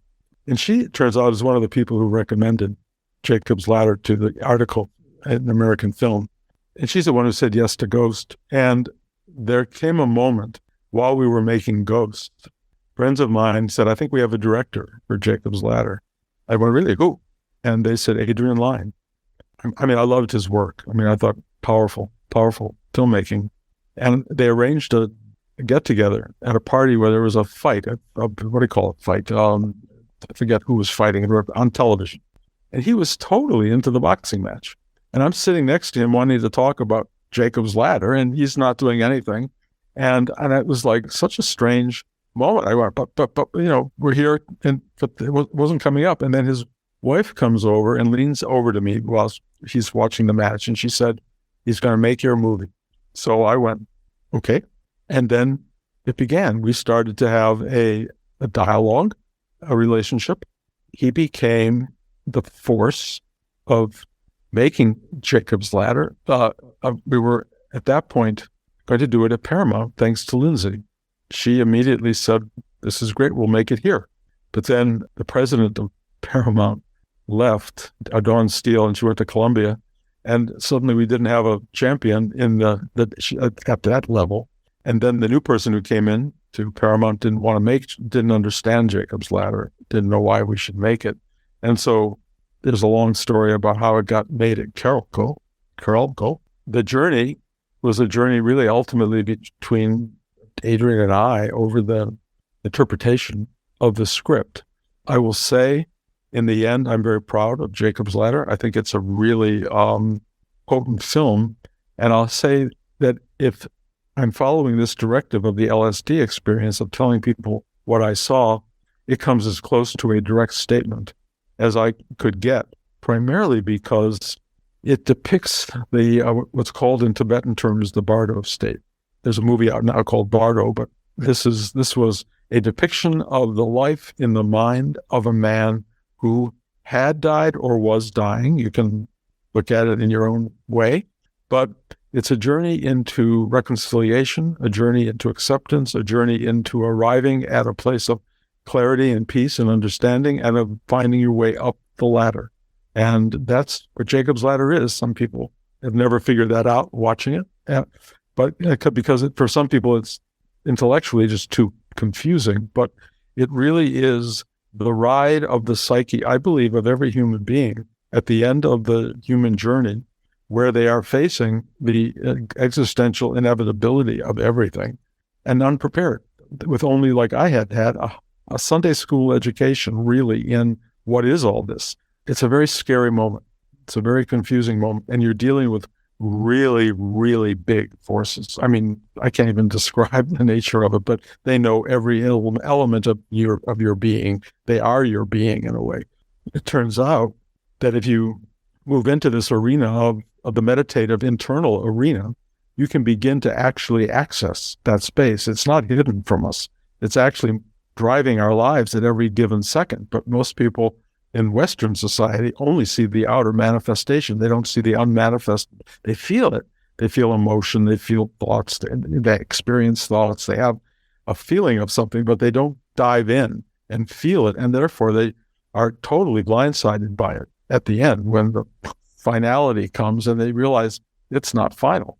And that what's in front of them at that moment has never not been there, but they have paid zero attention to that. So because I had that LSD experience and because I was instructed to let people know about this a little bit, I got the movie made. And luckily, Adrian came on board, although he also is not an introspective, meditative person. On the other hand, he was very respectful of all of that. But I had written a script that had an enormous amount of biblical Blake-like imagery of demons and devils and all of the angels, all of that classical stuff. And he said, nope, can't do that. It's too familiar. People will laugh at it. They will not take it seriously. But I said, that's why I wrote the movie, because it's that classical image that will, I think, descend on most people, because out of their, Sunday school experience, that's all they've got. He said, I can't go there. And I went, well, what do we do? And we began a big search for the imagery that would work. And in the end, the simplest explanation is there was a nurse who had a hat that fell off, and underneath the hat were going to be horns, like devil horns. But he said, I can't do horns. He said, but let me show you this. And he shows me a picture of a person with a cancerous growth coming out of the top of their head. And I went, and he said, that's what we're looking for. We're looking for the biological. We're looking for the thing that is not expected, that makes people react the way you just did when you saw that photo. That's what we're looking for. And I couldn't disagree. I could have, but he didn't want the film to have any real biblical reference, which in a way was not wrong, because in so many ways it was almost more of a Buddhist kind of Eastern movie, but not, because it's clearly deals with classical biblical imagery, heaven, hell, and things like that. But he got the imagery right. He did say, however, that at the end of the movie, which was Jacob's triumph in a way, and going up the ladder into heaven, he said, I can't do that. That's for Spielberg. I cannot do that kind of imagery. He said, I don't want to do it. I don't like it. I can't, that's not my specialty. He wanted it all real. But I said, I wrote this entire incredible ending in which Jacob does battle with this person who is both angel and demon. We can't tell which. And he's set on fire in a way, and he ends up as a crisp, charred entity, and you think dead, and then you move toward it and you see eyes that are alive. And then this person or a character in the movie rips his flesh and light pours out. And then more light. They just rip off all his flesh and he's nothing but light. And then there's ladder that comes out of the sky, and all these beings are going up and down as beings of light, and they beckon him forward, and he goes and he walks up the ladder, and he goes into the final space that I believe in some way we all are drawn to and perhaps arrive at. And the movie, and that the light goes out, you suddenly go to a light, and there's a doctor who says he's gone, he's passed, he seems in peace. The end. That was how it was supposed to go. He said, I can't shoot that. And I went, And so we had endless dialogues about how do we make that work so he's happy and I'm not getting happier, because I'm losing a big part of my story and my imagery and all of that stuff. And he comes up with this idea of his having a dead son who leads him, perhaps, and finally arrived at this, up a staircase. And that it's symbolic of the ladder, but it's clearly more material and real world. So we did that. We shot the film like that. He tried to do a little bit of some of the battle scenes that we had, and with the demon, but I could tell you even the way he was shooting it, there was no continuity, not enough continuity for it to ever make it into the film. So we ended up losing that. That was very painful for me. On the other hand, when I would watch the dailies, Adrian's dailies, I could see a genius at work. His work was so stunning. And it was interesting because I had the film Ghost being shot at exactly the same time and for a period in New York and in New York. So I would go from the Ghost set to the Jacob's Ladder set to the Ghost set. And then at night I would watch the dailies, the film we had shot that day at Technicolor. And Jerry Zucker, who shot Ghost, was very precise and and we had half-hour dailies. Adrian had 3 hours of dailies. And he would shoot, okay, let's move the camera on half an inch closer, or half an inch closer, half an inch, with every take, so that every actor had maybe 40 takes of his line or more from a tiny little bit of a different angle. I kept thinking, oh my God. But the possibility from that level of opportunity to be able to choose from one take to another. If you have a good eye, and if you are a good filmmaker, which Adrian is, that selectivity is a gift. You don't have to go this color paint. You have a variable arena of possibilities. So I could tell I was in good hands. And the film really just looked amazing and felt amazing. And the performances, of course, were, I think, stunning. Tim Robbins was the best person we could have ever gotten for that role, and Elizabeth Peña and Danny Aiello, who actually plays my chiropractor. My chiropractor is named Louis Savas in New York, and he's named Louis for him. And Louis was a great theologian in a way. And while he was cracking your body and your neck and all that stuff, he was giving you all this sort of feedback about the larger world. And he delivers the most important line in Jacob's Ladder, which is from Meister Eckhart, a 16th century theologian. And that line is really the essence of the movie. And it is, if you're afraid of dying, you will see demons tearing you from your flesh. If you are open to dying, those same demons are actually angels freeing you from the earth. That is the center piece of Jacob's Ladder. And that's what it's about. And if I have a message to deliver to the world, it would be that. And it's not mine. It's Meister Eckhart, but it's the right line. And I got it in front of however many people. I mean, not in the original version did many people see Jacob's Ladder. It was not like a big splash hit. But I am told, this is all, perhaps who knows if it's true, that in sophomore year of college, kids all smoke marijuana, often sometimes for the first time, and watch Jacob's Ladder. And I don't know if that's real, but I've heard it from so many places and so many times, and it's very transformative. So that may or may not be true, but it's still playing. It's still there. It's 30-some years since, almost 33 years. Not every movie gets to live in the consciousness of the public that long. I don't know why it has, but I'm going to say it's because the message is coming through to people, and the message in Ghost, and I mean, literally in every movie I've ever done.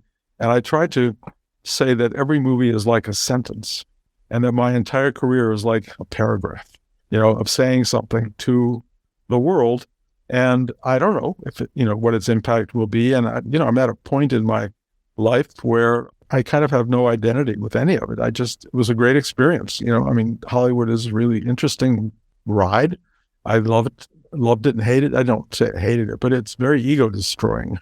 You have all these other people sort of rewriting you much of the time and doing all this stuff. So you don't get your whole voice out there. Again, my experience with Adrian was the compromise that artists have to do with other artists to get their films made. And in the end, I'm proud of the work.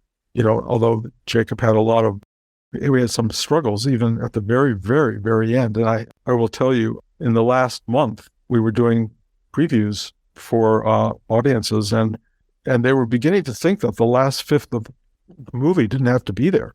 It was like too long. And we cut it out for a few screenings of tests of audiences, and they had the same result.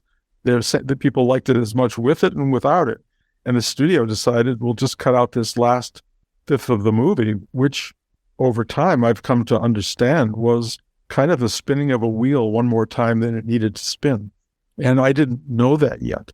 But movies are, if you were smart, they're very cohesive. And the extra moment may be pretty and interesting and things, but a lot of directors succumb to the extra stuff.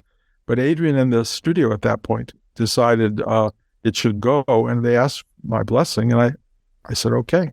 For years, I would watch Jacob's Ladder when I did in the early days and miss it, but then I didn't see it for like 20-some years, and then I saw it in the theater, and I thought it was terrific.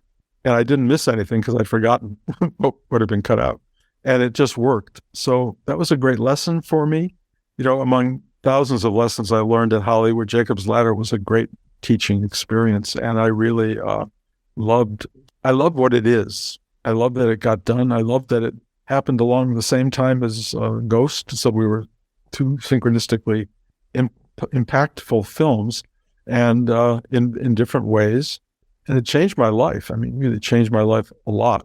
And all I can say is, listen to the voices inside when they tell you what to do. They're very directive, and they are very supportive of you, and but they will do everything in their power to make sure you're on board. Because if you're not sincerely there, if you're not ready to risk everything to do their bidding, whatever that may mean, then they don't use you. But if you hand yourself over to something greater, and again, everybody has an idea of whatever that might be. But for me, it's not an abstraction. Again, the LSD gave me a direct perception of, wow.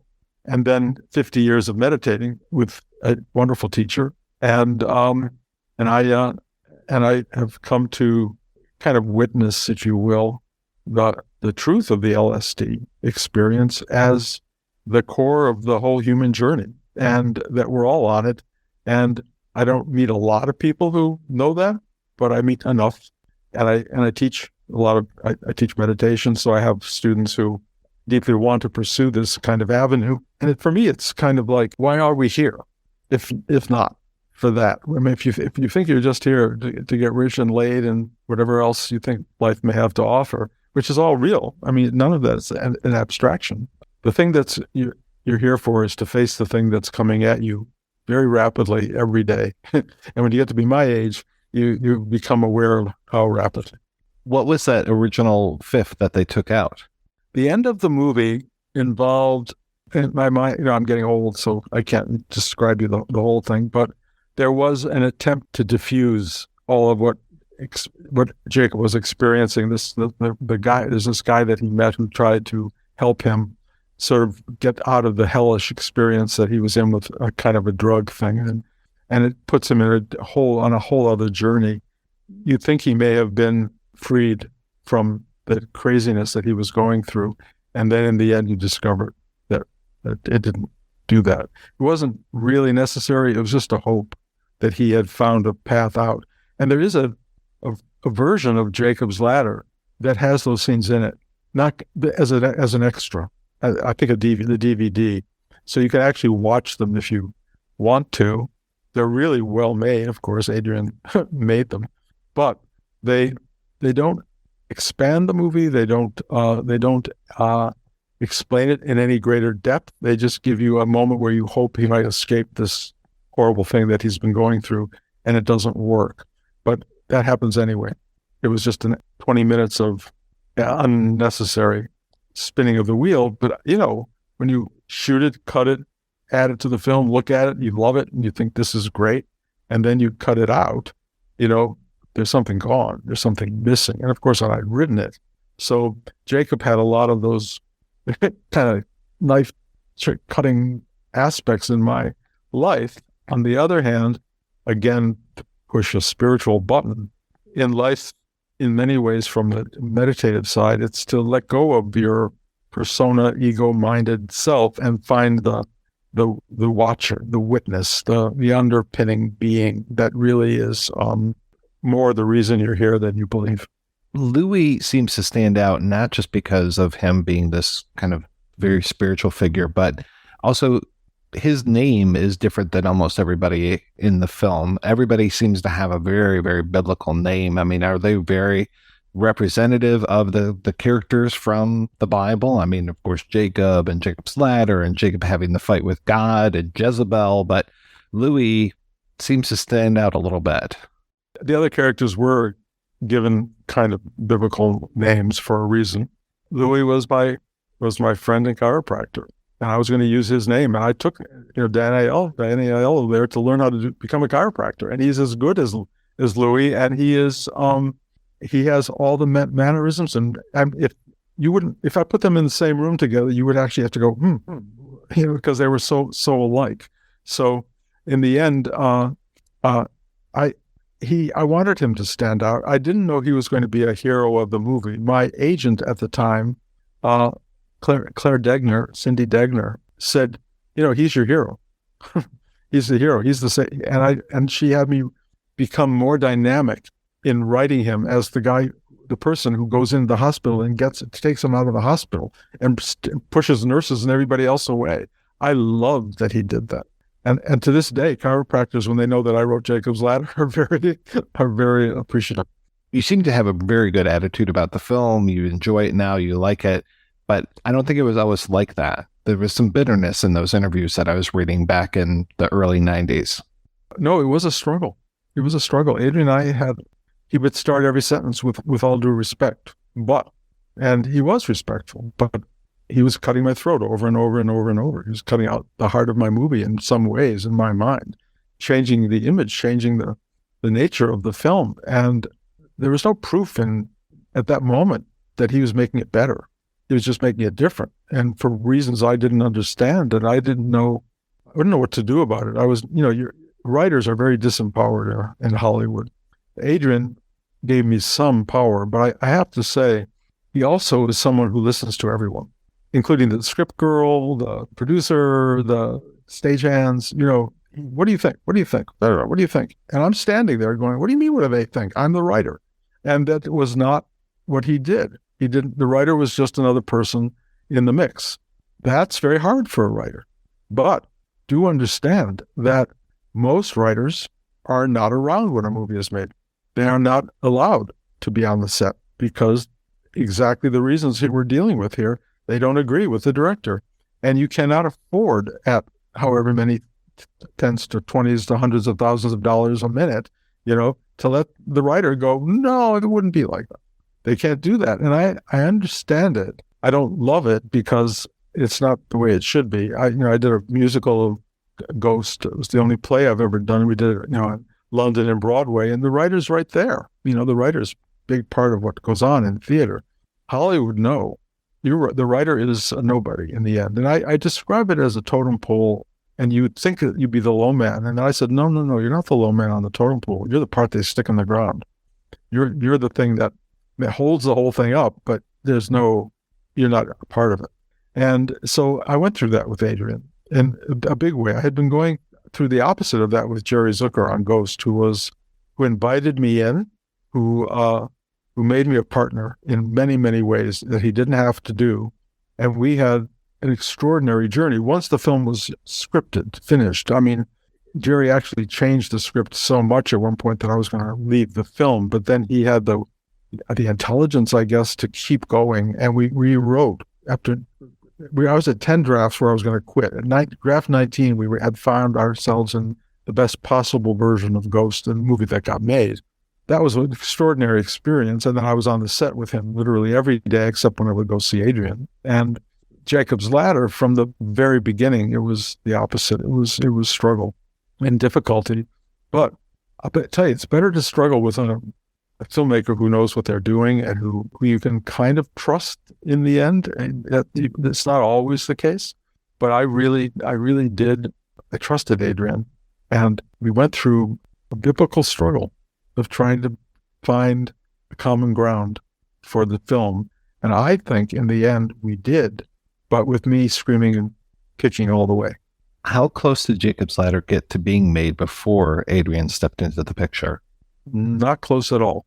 A lot of directors said yes, that they were interested, big ones. Ridley Scott. There were a whole bunch of guys, but it didn't happen for one reason after another. And mostly studios didn't want to make Jacob's Ladder. They didn't understand it. They didn't understand why anybody would want to go see this kind of a movie.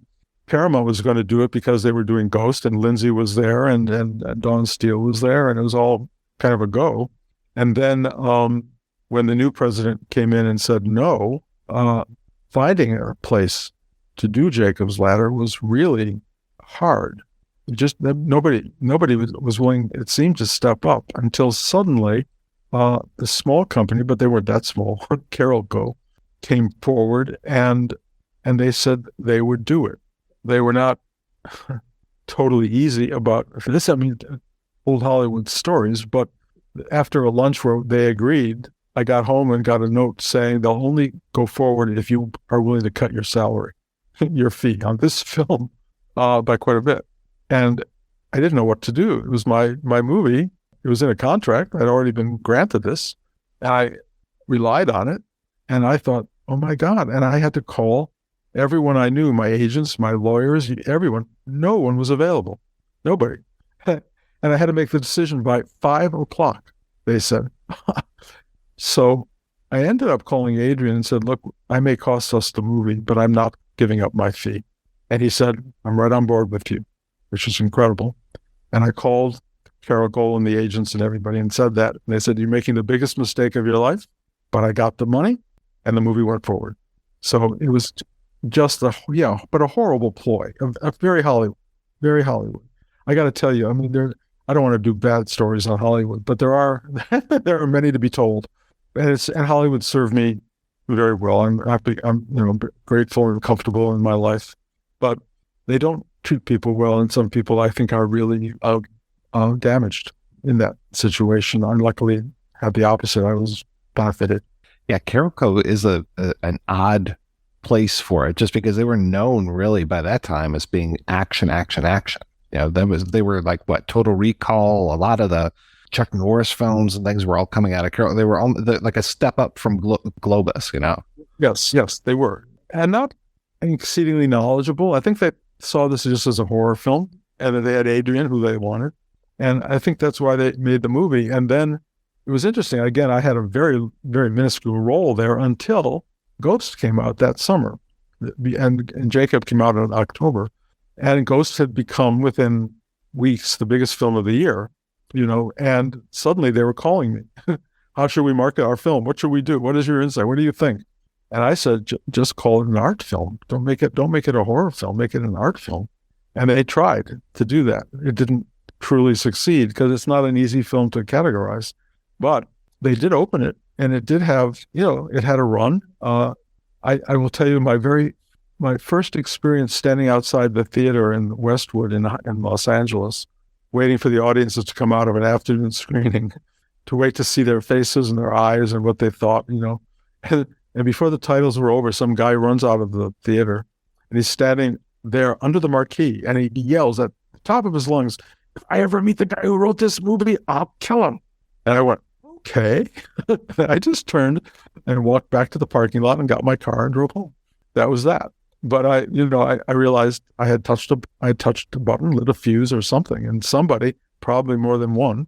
And, I just felt I did what I was told. I'm not responsible for the reactions to my films. And I found in my life, very rarely did I get a lot of attention from people. I mean, other than family or friends, I never would meet people who saw my movies.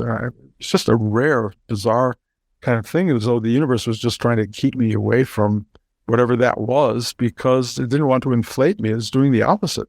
So I rarely saw people who saw the films, and on a rare occasion when I did, it was pleasurable. It was helpful for me, but it was in small dollops, not big scoops, of appreciation. And I've lived with that my whole life, really. I remain, I think, a rather obscure character in the world of whatever all this is, the Hollywood thing. But I don't crave it on any level at all. It never was a need. I'm just grateful somehow they made 10, 11 of my movies, and that's actually in Hollywood terms is not a bad record. It's like a third of all my output. LSD helped expand your world and made such a huge difference for you. And there's that versus the drug that is administered unknowingly to Jacob and his entire troupe. It's such a different experience between the two drug experiences, and just that one is definitely very bad and the other one really helped you out. Yeah. Even in this interview, I don't want to be a spokesperson for LSD. What happened to me was an anomaly. It was an overdose. It was a lot of different things. I have friends who have not had good experiences on LSD, others who have. Psilocybin, other drugs have had kind of awakening aspect for people. There's tribal involvement from various places around the world where whole groups come together for a common initiation into the larger picture. But I did want to make Jacob someone who had taken a drug that had a strange, altering experience for people. But it's fictional. I thought it was fictional. What we're discovering, of course, is that such things have been done in the military. The producer of the film wanted to put that as a title on the screen, and I believe it's there. And I said, no, don't. This film is not about that, really. It's just it's a story of a guy trying to understand how he died, and what happened to everybody. And he was bayoneted really by guys who went crazy. But yes, the drug was a background to that. But he wasn't killed by the Vietnamese necessarily. I mean, to the degree that we ever know the truth of our own demise, he was killed by my friend Perry Lang, who played the soldier. I don't try to advocate at all for drugs. And I try, if I do say anything positive other than that I had a life-changing experience, it's that be cautious. A lot of drugs are not pure. A lot of drugs come at you from the wrong way. Wrong setting when you take a drug is really disastrous. Wrong people around you. It's just not a play toy at all. It's a sacramental moment. And if you do it sacramentally and you can understand that, great. But if not, I'm not sure I would put that in front of me or in front of anyone. On the other hand, there are a lot of little tastes of it, marijuana, being kind of a little glimpse of the bigger picture, and other things that people do. But in the end, I want people to look at this journey that they're on, this life that they're in, from some altered perspective. So it's not just kind of head on blind, doing the thing that would keep you financially comfortable or take care of the happiness of the people around you. I mean, all that's fine, but it's an existential journey from nothing to nothing, or to the, I'm going to call it, in the end, it's the absence of all three. It's impermanence. You can't live a permanent life in an impermanent state, and you cannot look to the level of impermanence around you as for the answers, because they don't hold water. Usually, the most they can do is point you to this place inside where answers do arrive. And not only that, movies arise, music, Beethoven. There's something is arising from that place. And I was listening to Beethoven's Fifth the other day, just kind of lying there and experiencing for a moment what it must have been like to hear that music for the very first time as you're putting it on into notes, and feeling what that feels like to be the recipient of da-da-da-da, what is that? And it's like so beautiful. It's so beautiful. We're getting that every day. We are getting grace notes, at least, if not symphonies, all the time. And if people can connect to the grace notes, it feels life. It's really, really beautiful. I mean, beyond belief. And the journey here starts to quietly make some kind of sense, not necessarily intellectual mind sense, but a kind of a knowing of this is really pretty special, kind of magical. I really like how the movie wrong foots us a few times with the disappearance of the psychiatrist, the explosion of the car with Brew Taylor Vince in it, Jason Alexander, like, no, nothing happened. I got a phone call. It's very much a conspiracy theory through so much of it, and makes us think that we're in a conspiracy theory film, even though we're not. Look at life. Things we know to be true suddenly aren't true. The world as we think it is isn't. And if it is for a minute, then it's not. So, Jacob's Ladder kind of plays with those insecurities of knowledge, of certainty, because if anything, I think certainty is a real problem. It's a religious problem. It's a psychological problem. Everything is liquid in a way. It flows in different ways, and holding on to one thing as it's altering underneath you and beneath you and around you is kind of a waste of time in a way. It's kind of sad, but it's very common in human experience. And now we're living in a world of such unbelievable, transformative sort of changeability and not knowing what's up, what's down, what's real, what's not real. So Jacob's Ladder just kind of puts a light on that, and that's it. And I think touches truth a little more perfectly than films that lock you into the happily ever after, which I think is kind of very comforting to the psyche. But what is ever after? And even ever after has an end. And even, people like me get old and things fall apart, and you go, well, why me? But of course, what a stupid question.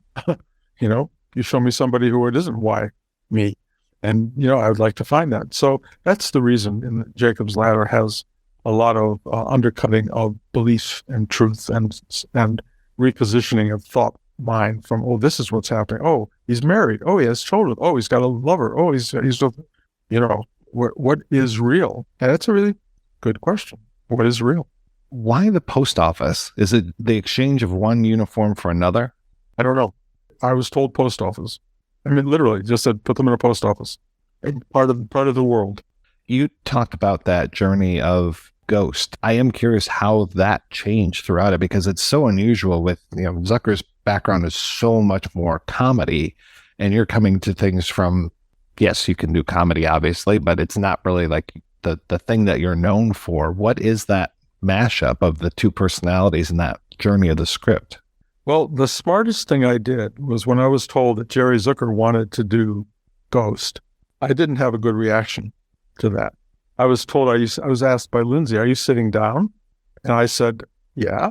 She said, we have a director who wants to do Ghost. And I'm thinking Spielberg, Scorsese, the list. And then she said, Jerry Zucker.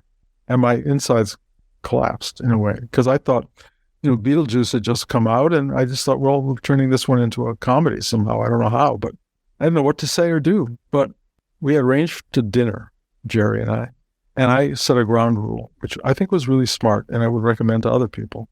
I said, we can talk about everything and anything except Ghost. And so we just sat down and talked for hours, and we became friends, and we're still friends to this day. And that just started things on the right track. And then when we started dealing with the movie, of course it got crazy like Hollywood stories do, but all I could do was think,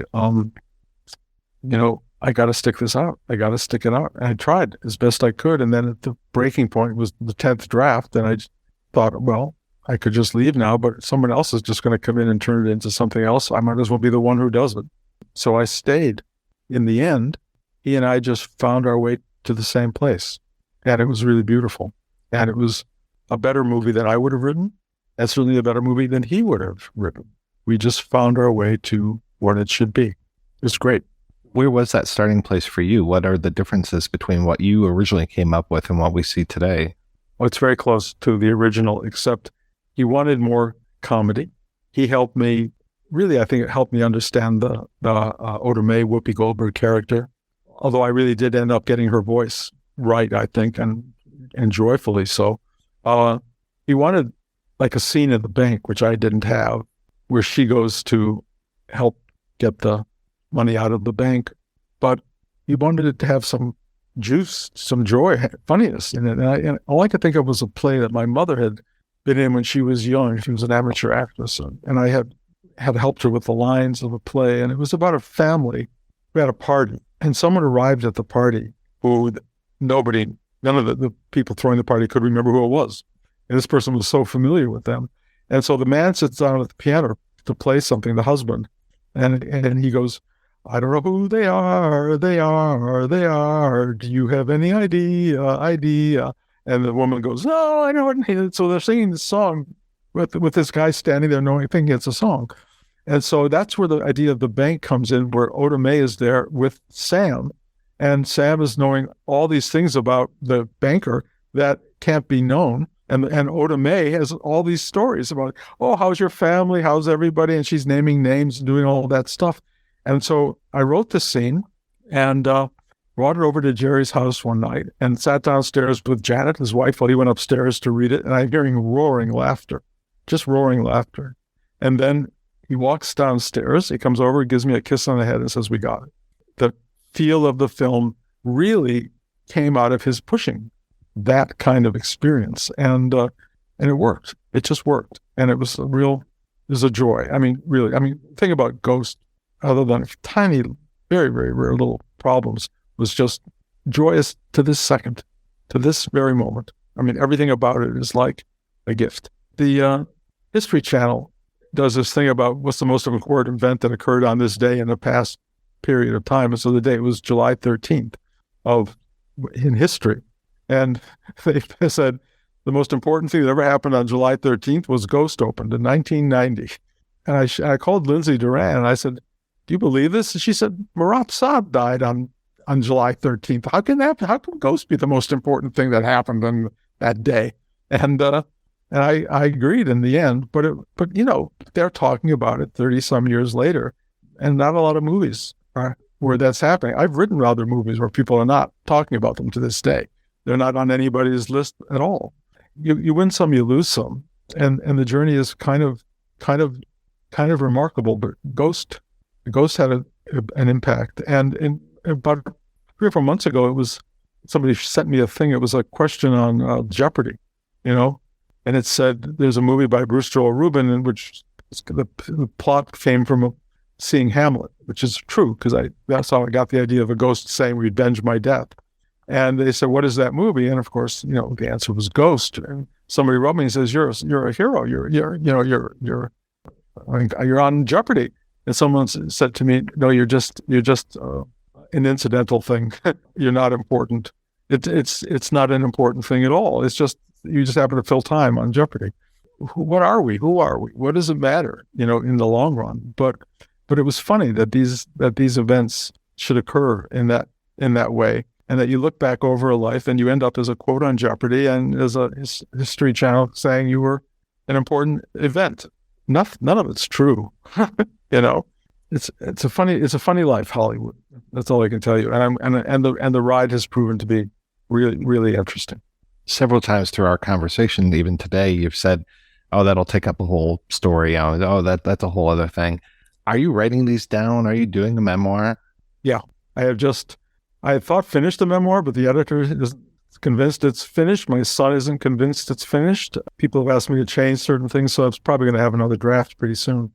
But it does memorialize most of these stories and many, many others. And it's it's a very strange thing because, at the end of life, and again, LSD gave me a picture of that, you kind of have to stand naked in front of the universe and stand up for the totality and be available to the totality. And all the hidden stuff gets very exposed.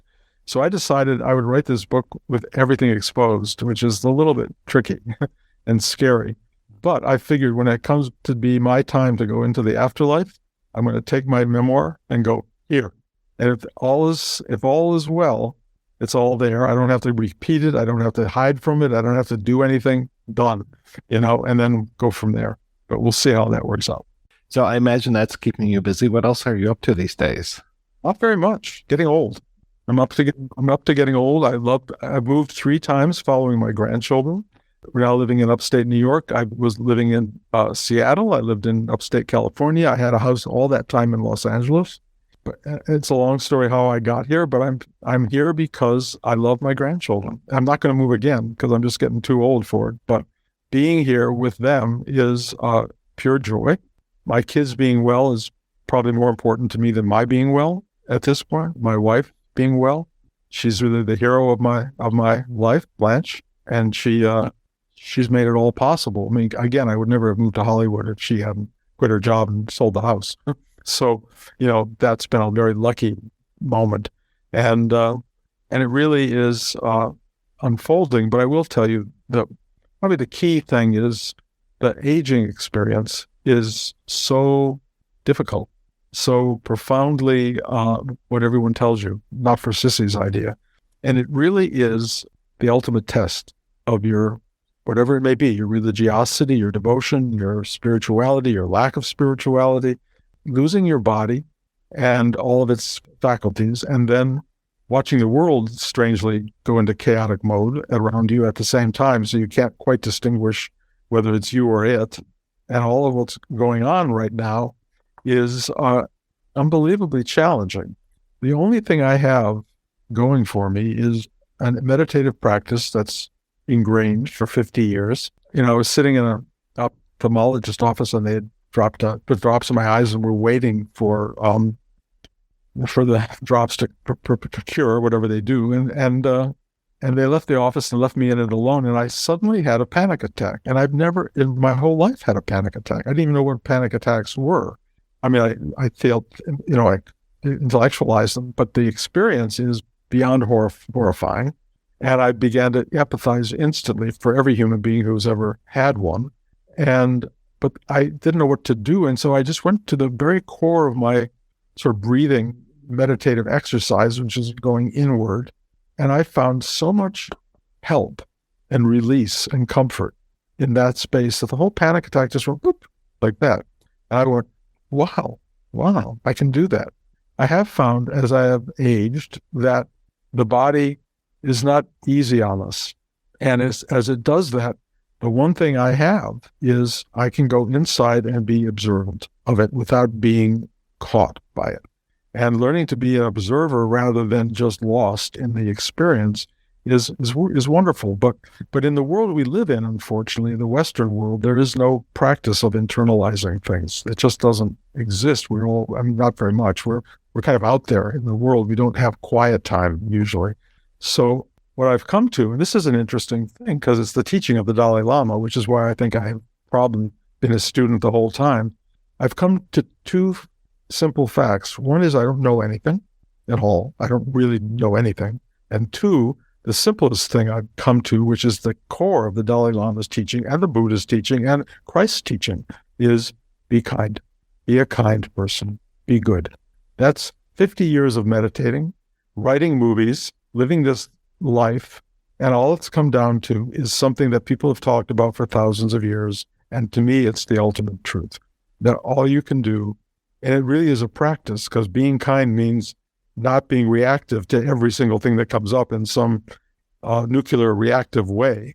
You need to just say no to that response. Do not go there. Choose to be good rather than bad, or kind rather than not kind, and see where that goes. And that's the ride I think I've been on my whole life. I thought it had a lot more grandiosity than that. I had enlightenment and awakening and all that kind of spiritual stuff, which is real in a way, is all fine. But it's easier to be enlightened and awakened if you don't have children and grandchildren and a house to support. If you just live in a monastery where you just sit under a tree for years, that makes it easier. And it's easier when you're young. When you're old and the structure of your body, mind is collapsing, that's when the work comes in. And I hope people who are enlightened can use that enlightenment to pass through that path, that doorway. But I've learned since that Buddha, even as he turned 80, was struggling with so many of the things I'm struggling with, like back problems and all these other things. And he did sit. He would just go sit quietly. He told other people to teach, and he would just go sit and try to go inwardly. And like that panic attack, that was the one thing that kind of worked. And you have to work it when you get old, because you got nowhere else to go except these horrible, horrible drugs, that turn you, as my own doctor said, into a zombie. Figuring it out now is the time to do it. And films like Ghost and Jacob's Ladder and God knows whatever else, Time Traveler's Wife, maybe My Life, even Brainstorm, they're all there to teach you in a way that there's no ending here. The ending is not about the end of the physical world. There's something beyond it that's even bigger than this, and you should kind of prepare the way. Mr. Rubin, thank you so much for your time. This has been so great talking with you. Mike, I'm happy to do it. I've learned something, a great lesson, which is don't say no. I had no idea what today would be, but I feel you've been so open and so receptive and so wonderful and so available. And so thank you for that. And I'm glad I got to put this out there, and I hope people who watch it have some kind of interesting response.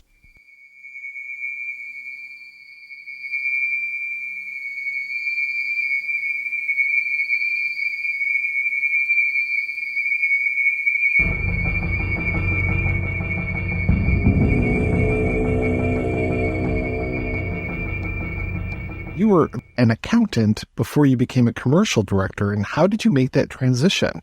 Yeah, I was an article clerk. Laughably. I mean, that was an absolute disaster. I hadn't got a clue what I was doing. And my only interest in those days was playing the trumpet. I played the trumpet at a jazz gig for about 10 years. And so sort of semi-pro, would play 2 or 3 times a week with gigs or whatever. And I met somebody at the accountant's. I obviously wasn't going to be an accountant. He said, I always remember, he said, if you don't know what to do, you should go into advertising, because there you can do all sorts of stuff. You can write, you can maybe a young director eventually or whatever, and you can try. So I went into the mailing room of J. Walter Thompson and sort of wandered around. It was like a rather run-down old hotel. It was tremendous, actually. I loved being there. And so I was there for 6 months, and I watched people like John Schlesinger working, doing commercials, for cigarettes and stuff like that. And I worked on a documentary, and I gradually sort of, then I went on the production side, which was disastrous. I had the slightest idea what I was doing, producing commercials. And then ultimately I got a shot at directing. I mean, there was a lady called Jenny Armstrong who started a production company optimistically doing commercials. We did nothing for 18 months. And we all sat around looking at each other in one room. And then eventually Alan Parker, funny enough, left an advertising agency called CDP.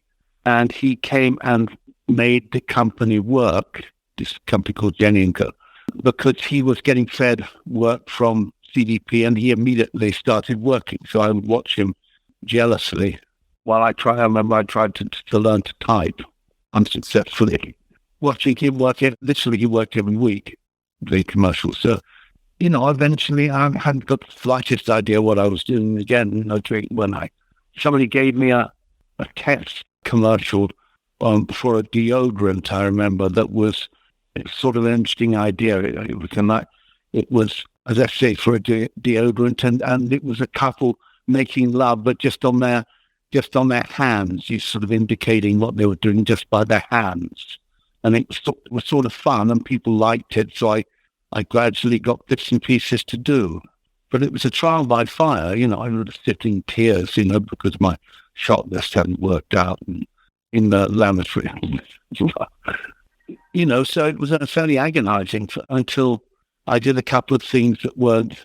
Well, I did a short film, actually, that was quite good, called The Table, that people liked. And it's all shot in extreme close-up on the breakfast table.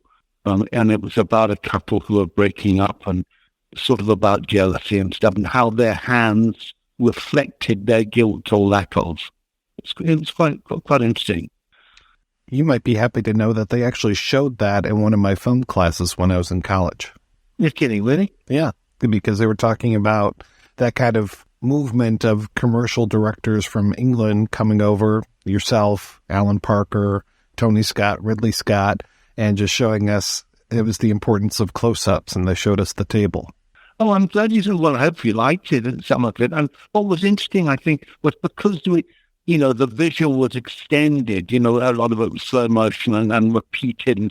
The sound was quite interesting because it was also repeated, and sentences were sort of jumbled up in order to the visual. Do you see what I'm saying? It was unrepeated and stuff. And so at the time, I think it was quite good. It was quite interesting from a sound point of view as well.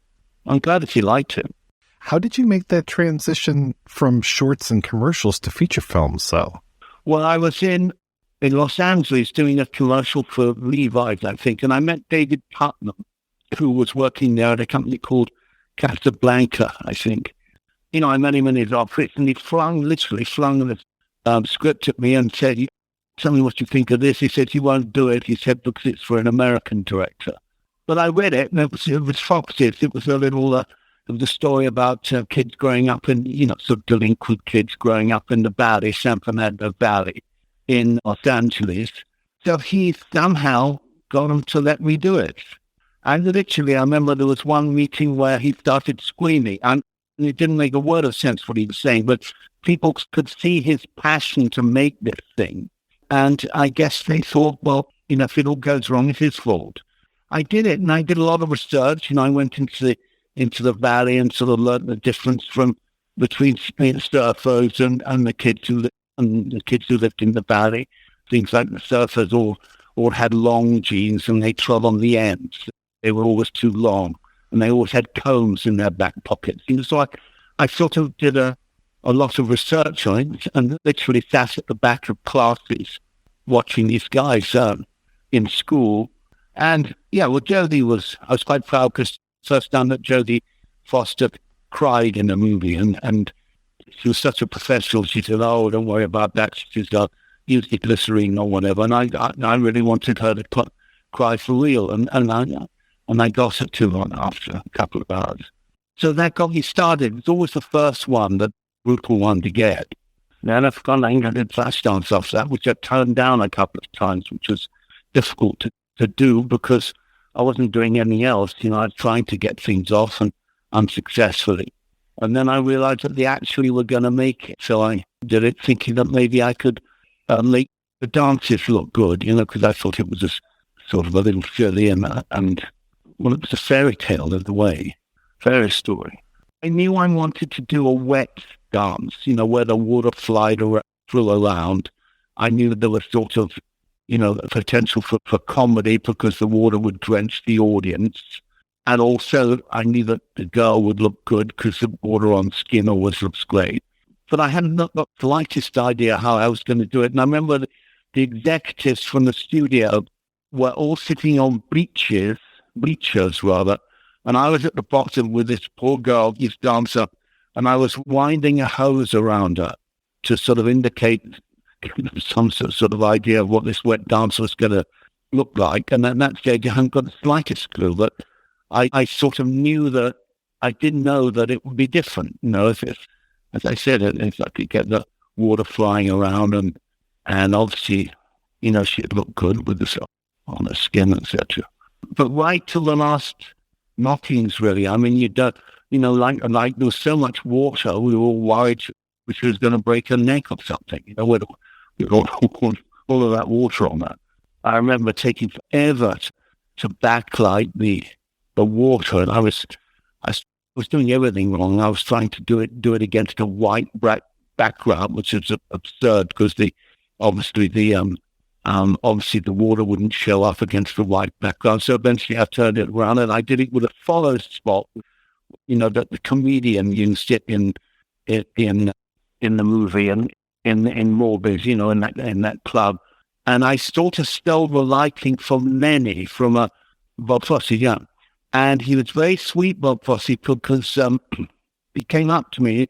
He sort of sought me out and said, "I really liked your movie," which is surprising, obviously, I mean, all that jazz was some marvelous movie. He used to like it. I said, "I stole your lighting." Look, he said, from Lenny, actually, I did. The follow spot, that made her hair, the hair and the water jump out. And he said, "I know." And then I met two producers of the chorus line, and they wanted me to do that. And I was sort of anxious not to get pigeonholed doing musicals, which is probably silly, actually. And they were these two old guys who were marvelous. And one of them said, "You got the buttons right, kid." You got the buttons right. And I didn't know what he meant, but what he meant was the button at the end of the scene. You've got to go out, with a wallop. You've got to go out with some sort of kick to get you into the next scene. And so that was nice. But I was kind of, castigated the movie. Like, God, and now and then I got a decent one, but I'd never been the critics' darling. For 2 weeks before the movie came out, they thought it was going to be a disaster, Paramount. I couldn't get hold of anybody. I mean, couldn't get anybody on the phone. It's curious that, they thought, and they filled out a third of their interest in the movie just before the movie came out. Bet you they were a little mad after that. Yeah, I guess. I had net points, and nobody ever gets anything out of net points. It's meaningless, And because nobody wanted any points in this movie, I did okay. So with scenes like the foot sex scene in Flashdance, you've got all of 9.5 Weeks, so many good scenes in Fatal Attraction, you're kind of getting a reputation at that point of being like an erotica director almost. And then Jacob's Ladder, it feels like a total left turn. I'm so curious how you came to that project. What always sort of is a bit galling in a way is that, with a movie like Fatal Attraction, which was sort of a thriller, really. I guess it's psychological thriller or whatever. I mean, and there's a tiny bit of sex in it that everybody remembers, that when they have sex over that sink, in the kitchen or whatever. But people remember it even though it's only 2 minutes out of a 2-hour movie. It's curious. That's what they remember. So it's not like it was a massive eroticism. It really wasn't. But that's, as I say, it seems to be what they remember. An audience remembers.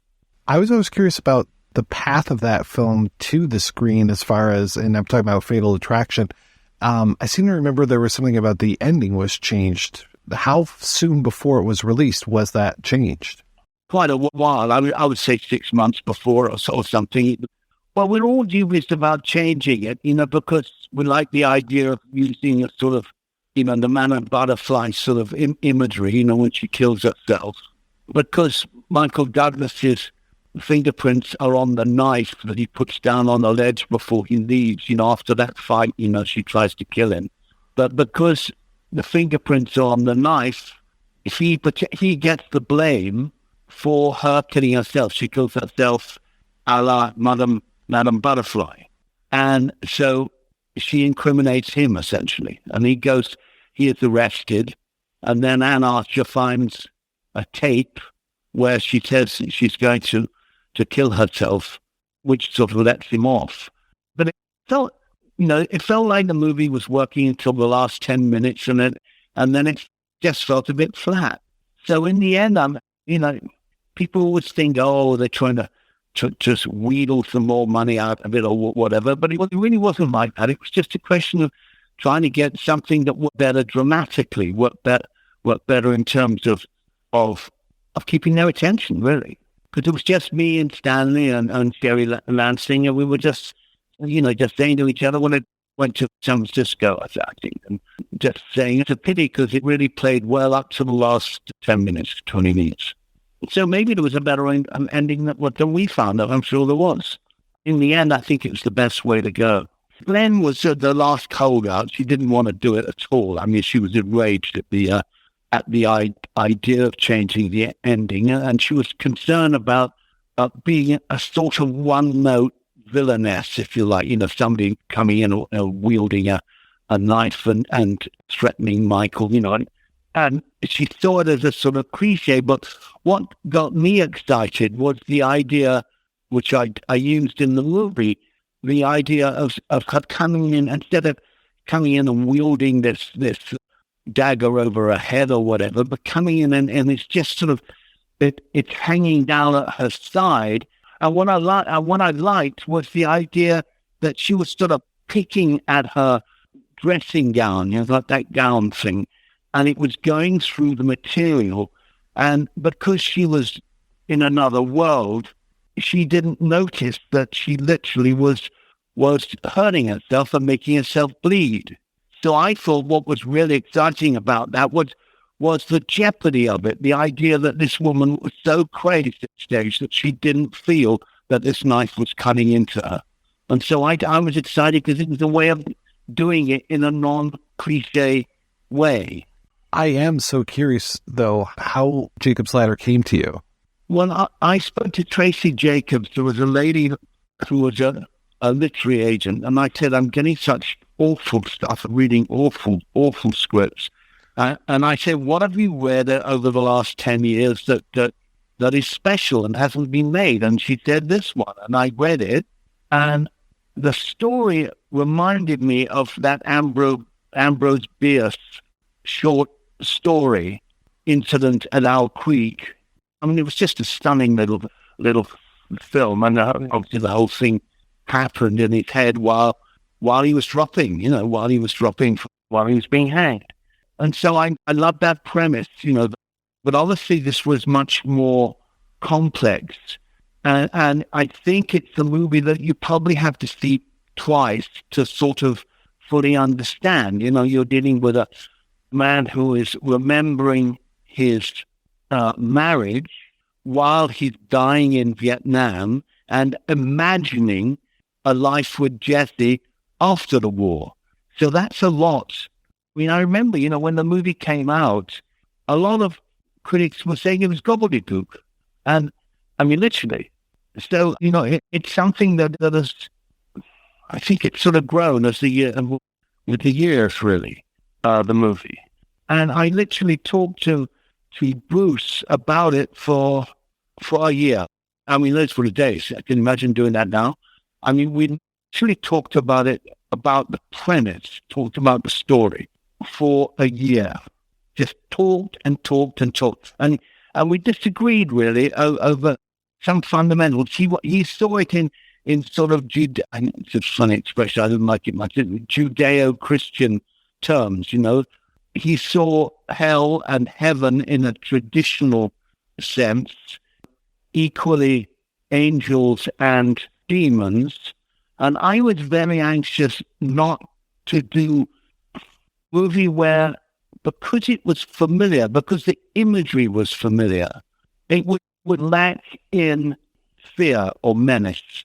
If you knew the imagery, if you'd seen the imagery before, if you knew the devil was a guy with a sort of a tail and a cleft hooves, and you know that the traditional idea of the devil, or equally, if heaven is, and I used to joke with Bruce, I would talk about the Liberace version of heaven, clouds and pillars and this you know, and of Jacob rattling a ladder that goes on forever, a marvelous staircase.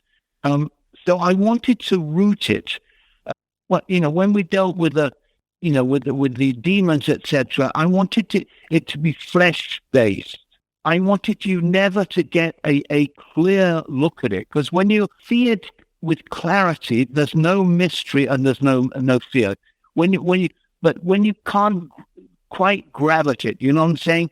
Like I love the imagery of Francis Bacon's paintings because they were smeared and blurred, and you thought of unimaginable stuff going on underneath those blurs that your imagination is filling in.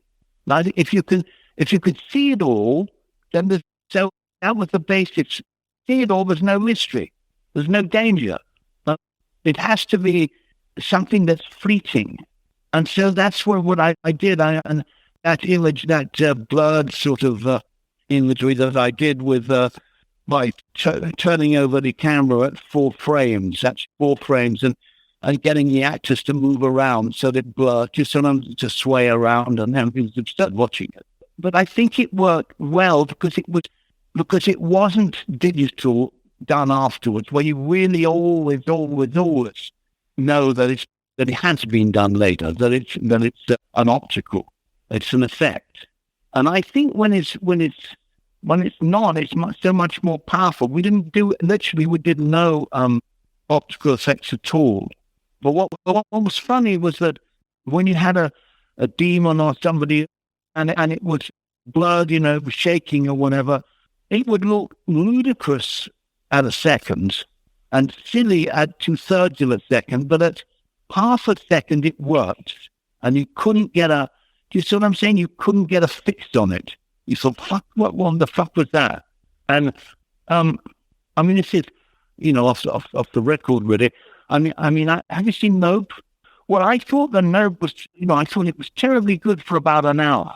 But when you saw that cabbage thing, when it's clear, then for me it didn't work. Then all of a sudden, you're looking at a cabbage. You're looking at I don't want to, I think it's just you're me. So I hope. I mean, it's ridiculous. I mean, we'd had at a party and thing, we'd have a stunt band with like weird sort of. I always called it thalidomide, because there's that awful things that happen to limbs, when women had taken thalidomide during, this was in the 50s, I think, or 60s, early 60s maybe, when they were, women who were pregnant took it, and terrible deformities of. So I thought that was a more interesting way to go than Hieronymus Bosch, which we've seen before. I used imagery from Joel Peter Witkin. One particular one was very startling. It was a man without any legs and a mask on over his head. But what was so interesting was it was still picture marvelous because the head was in a blur. It was like it was in movement, in torment, if you like. I used that image and had the head move. So it was, as I say, it was really trying never to see things totally, but rather to have your imagination fill in a bit of it. Because that's the best. Your imagination is always better than anything that I could do. Yeah, and I like the way that you introduced things with just the homeless guy on the train with the tail that you can just barely get a glimpse of. Well, it was interesting because it's like a penis, really. And we started off, what you saw in the movie was it reversed. It sort of curls up, the penis, if you like. Now, the way it was for real, I don't know how it worked, but it's something mechanical, but it sort of shot out like an erection, and it was kind of funny. Do you see what I'm saying? But when we did it in reverse, when we shot it in reverse, it worked because it was furtive. It looked like this thing was trying to hide away, even though it looked like a penis in the end. It was sort of veiny, but again, you couldn't quite get a handle on it. It's fascinating. I was lucky also. I had Alan Marshall was a terrific producer, because when things didn't work out, it would work out for me to be able to, have a third of a day or something to rush out and do it again. Like guys who were hanging out of the car, that nearly ran him down in that kind of alleyway on the bridge early on. That again, that only worked sort of very, very quickly. If you were allowed time to take it in, it didn't work. You always had to fill it in with your imagination part of it. It's extraordinary. Where did you actually shoot the film? Oh, we shot it in Williams. I'm just trying to think, in Williamsburg. We took an interior from Williamsburg, and which was just too small to shoot in, and we added 2 feet every way, making it 2 feet wider and longer, whatever. But it was exactly the stuff we took. In fact, I think we took the props from the apartment. It was just perfect, and so we literally used the stuff from it. But it was just, in fact, it was just too small to shoot in on location. So we did it. We did that in the studio, which I never liked shooting in the studio, really. But we did that. I was just watching the movie, funny enough, when you rang up. I remember when he's in that sort of hospital and the guy's saying, and he says, I want to go home. And he says, you are home. And he says, you're dead. And he says, I'm alive. The way he said it was just heartbreaking. And I remember sort of crying, watching him looking out and seeing that the operator was crying as well. And I remember walking across the parking lot afterwards with him and saying, said to him, you look really good. And it was a long beat, and he said, I know. And it's a fabulous feeling, when they, and I always feel them, they've given a chunk of themselves, literally have chipped off a bit of them. They'll never have back. You've got it. You've got it in your movie, and they'll never get it back. And that's a marvelous feeling, I think. There's another moment as well when he's lying in the bark after they poured all of the ice all over him, and his eyes were bloodshot and eyelids and red and stuff, and he really did. I remember, I think today, looking at it, he looked like he was in a out-of-body experience or something. It's extraordinary what he did with it, really. At the end of the movie, there was way more stuff, but, we tested it, and the people were catatonic. They were, because half of them didn't understand it anyway, because the first time you see something like that, I guess it would be, tough to understand. But there was a whole sort of transformation sequence. There were 2 sequences. One was a sequence when he takes a kind of a LSD, and then this monster comes through the ceiling, and it was quite good. All we had was an eye. We used the eye, this eye, huge eye, and I think it worked quite well. But we didn't know whether to leave it all in. And there's another one. Oh, there was another thing that was interesting when the transformation of Jezzy, when she really becomes essentially a demon, when he realizes she's the devil, if you like.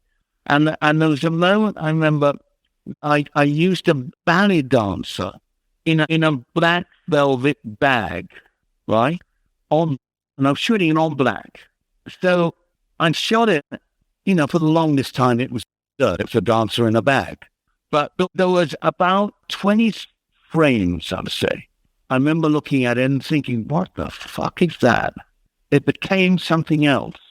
And I used that bit in. It was marvelous. But again, it's a matter of how long you use these things. If the audience sees just too little, never too much. Talked about the conversations that you had with Bruce Rubin. I imagine those got pretty intense after a while. He's a very spiritual man. I'm not really. He spent a lot of time in India. He was a guru. I don't know whether he was a guru himself. He certainly lived with one or under one, in some sort of a commune I think in India. I'm not particularly, I'm an agnostic, I guess. I do think there's something else. I think they're really so boring if it all stopped with a kind of a full stop when we stuff it, especially at my age now, I'm sort of more aware of it than I was. But I do think there's something. I think it's much too boring for us to be nothing. The world of somebody has sat down with a sense of humor and said, I'll make a toucan, or I'll make a giraffe, or I'll make a seahorse. It'd be quite absurd to think that there isn't some being that is creating the seahorse with a sense of humor. You know what I mean? I mean with wit. I don't believe that that's just an accident. So we talked forever. As I said, I didn't know when to say this really, but I remember sitting on the floor, one end of quite a big room, and he was the other end. We were just sitting on the floor as well, leaning against the wall, and I was as well the other. And, just talking, and then I saw stuff going around his head. I don't know how to describe it, like, I suppose you'd say energy, but like sort of curly lines or something. It was something that was absolutely unexplainable. And that's going to make me sound instantly like a crackpot, so maybe you see. But I saw it, and I'm a very pragmatic guy. And I told him, and he said there's a lot of stuff going on over you as well. It was some sort of energy. I don't fucking know what it was, but I remember being sort of fairly blown away by it. He was particularly annoyed about the ending, about him going up the stairs. I just like the idea that heaven, if you like, is your home. I just loved that as an idea, that one wasn't going to some, as I say, the sort of Liberace version of going up into the clouds or whatever. I liked it being, I liked the fact that a kid took him up the stairs because the kid had done it before, kid had been there before.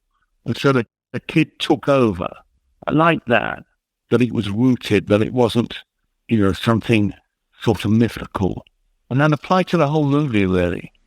And it's been, interesting because I remember during the AIDS crisis, I remember a couple of times people contacting me and saying that the movie had helped them with their partner who died or whatever.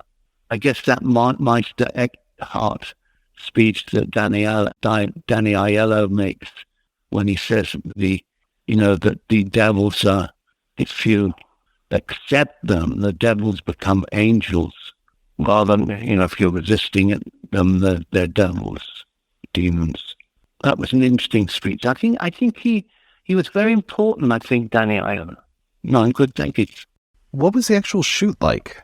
I remember it was in winter, I think, most of it, and I remember, water on the windows freezing up, creating sort of like icicles and things. It's like a no man's land, really. It was strange, really, because having decided not to do any effects afterwards, not to add to anything.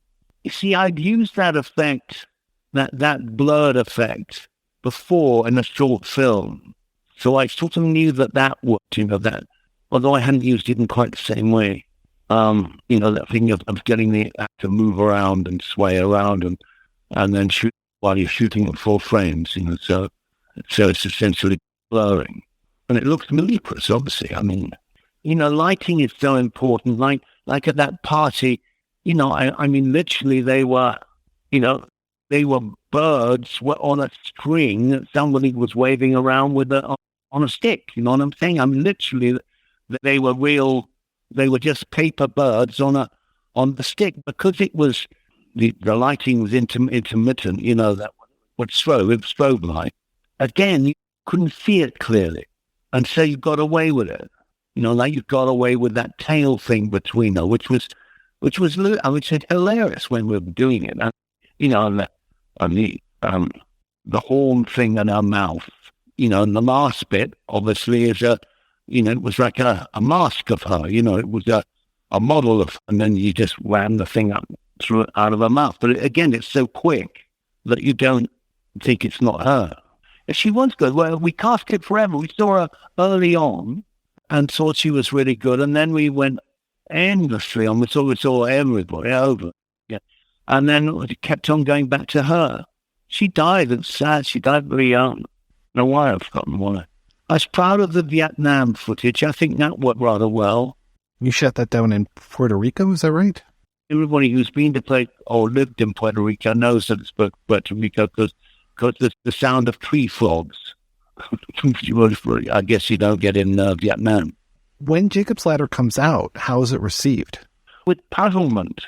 A lot of people said it was gobbledygook, and they were enraged by the ending, annoyed by the ending, somewhere.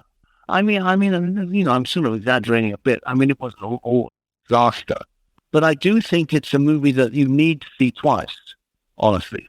You know, because there's 3 time sequences, I guess, in this ring or more. You know, with the death and the dying in Vietnam, and the imagined life with Jesse afterwards, and the remembered life of him and Gabe and his wife. I often wonder what I should have left all of the transformation stuff in at the end, because I thought the shooting of it was quite interesting. The whole, you know, when he has the LSD or whatever the hell it was, you know, when he's with the pharmacist.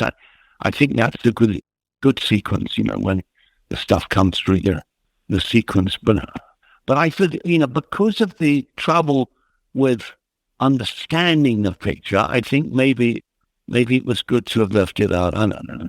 Because the audiences were coming out catatonic. On top of that, they didn't understand. Remember Mario Castaro was a sweet man who produced it, and we were going humming and hawing about and the whole transition of Jesse, which I liked, you know, before he goes upstairs with Gabe. I remember him saying, "I'll just leave it in." He said they're going to understand it anyway. And I think I probably should have done, you know, fuck it. There was a photograph of the hell to it. Just a mother with a child, like she's lying with a child on a bed, you know. I forgot. Famous picture. And I remember copying exactly with his wife, you know, in a sort of flashback sequence. So we were lucky to have a blank on his name, the Home Alone kid. Macaulay Culkin. Yeah, we weren't allowed to use his name. We did it before Home Alone, something. The father he was not an easy man to deal with. How did they even try to market a film like this? Well, they marketed it as a horror movie, which is probably a mistake. Mind you, I don't quite know how they would market it. You know, I think maybe they should have gone a little more delicate. It's always good to get 2 or 3 critics who like it. Or it was in those days. I don't think it's the same thing, you know, obviously. But to get somebody to champion it, if you can get that, it's always a great, with a movie like that, I think that's a great start. But I thought the that sort of horror hospital thing worked well. We used, I think, the real hospital in Staten Island. I think we did most of it. I think we probably did it all there. And those little guys, you know, little dwarfs and things on the.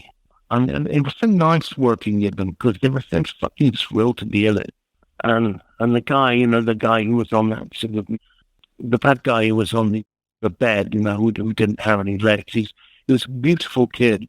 Again, he was just thrilled to be in the movie, and it was just such a nice yard. It's just people talk a lot about the wheels sticking on the gurney, put that out of balance. We made it so that it wasn't hitting the ground properly. So that sort of gave the gurney a personality and made it a bit crazed. Suddenly, I love layers like that, where, when you add something that sort of is surprising or strange, makes the scene more interesting. Mind you, I had an old guy who was dressed in rags, who was playing with a fish, this huge fish that was sort of leaping around on the floor. I always think I should have put that in.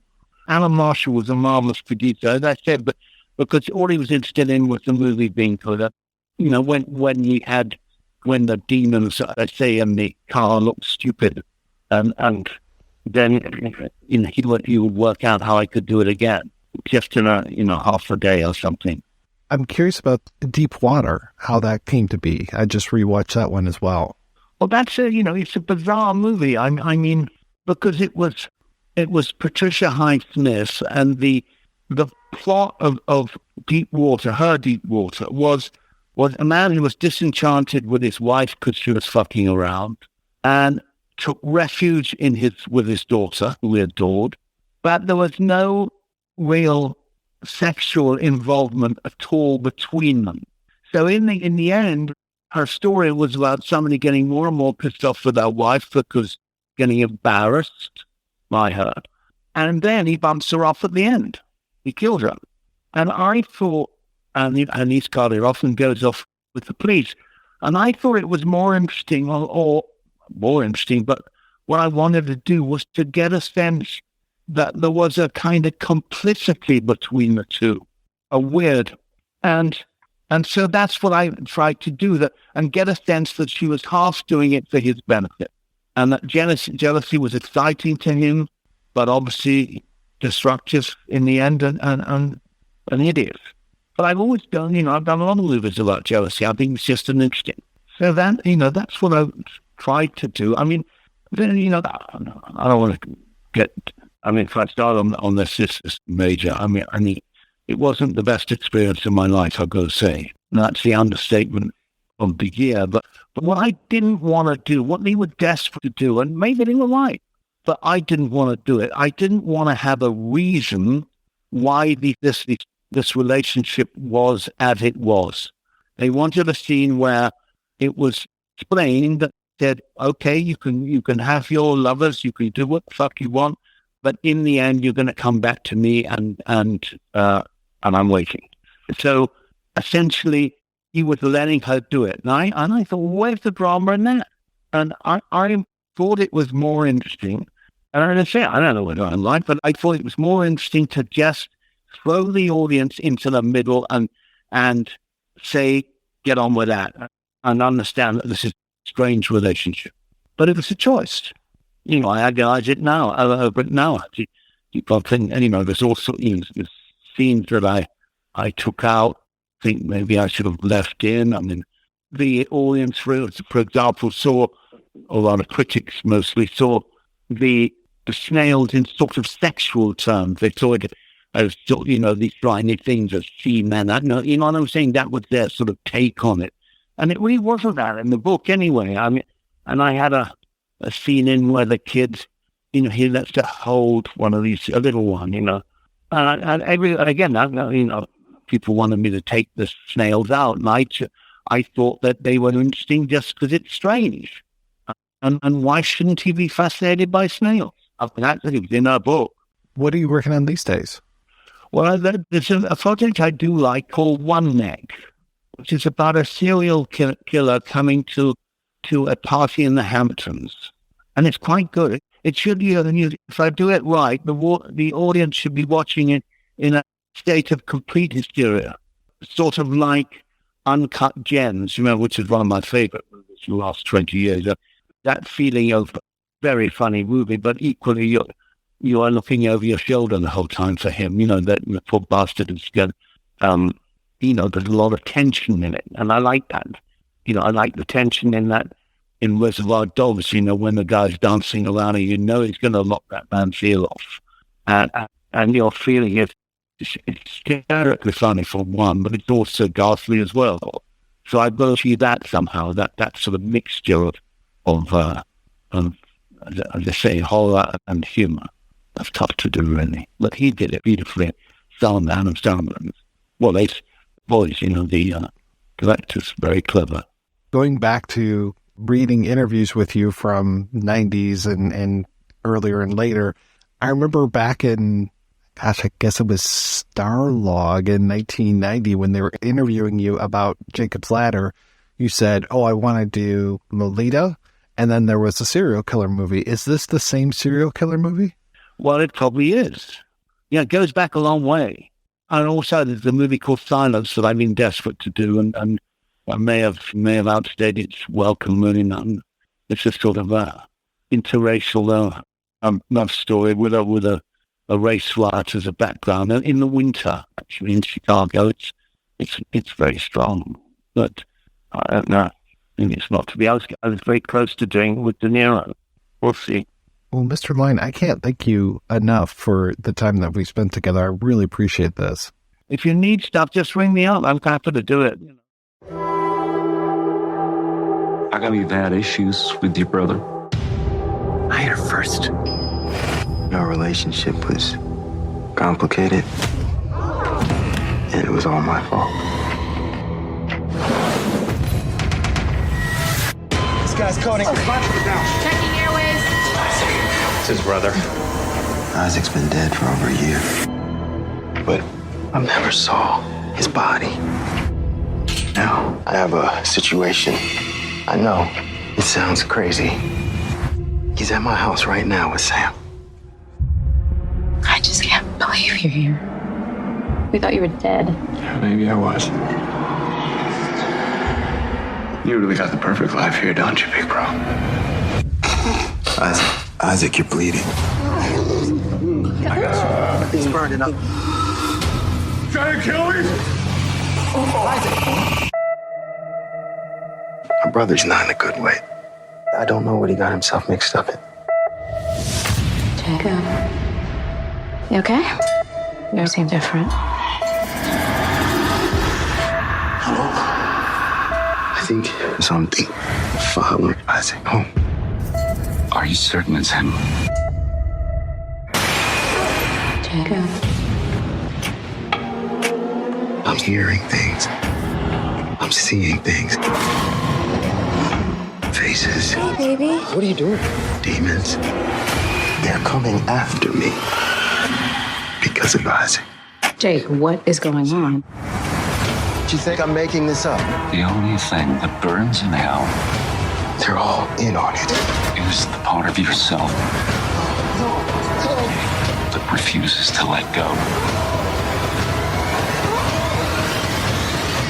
You will see devils tearing your life apart.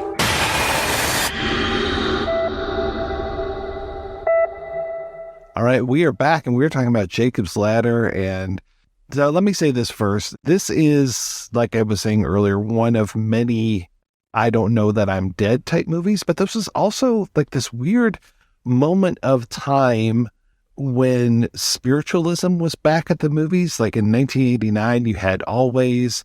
This year, you had, I mentioned Ghost, but you also had Joel Schumacher's Flatliners in 1990 as well. So it was like a really big time for the afterlife in American movies, which was kind of an odd thing.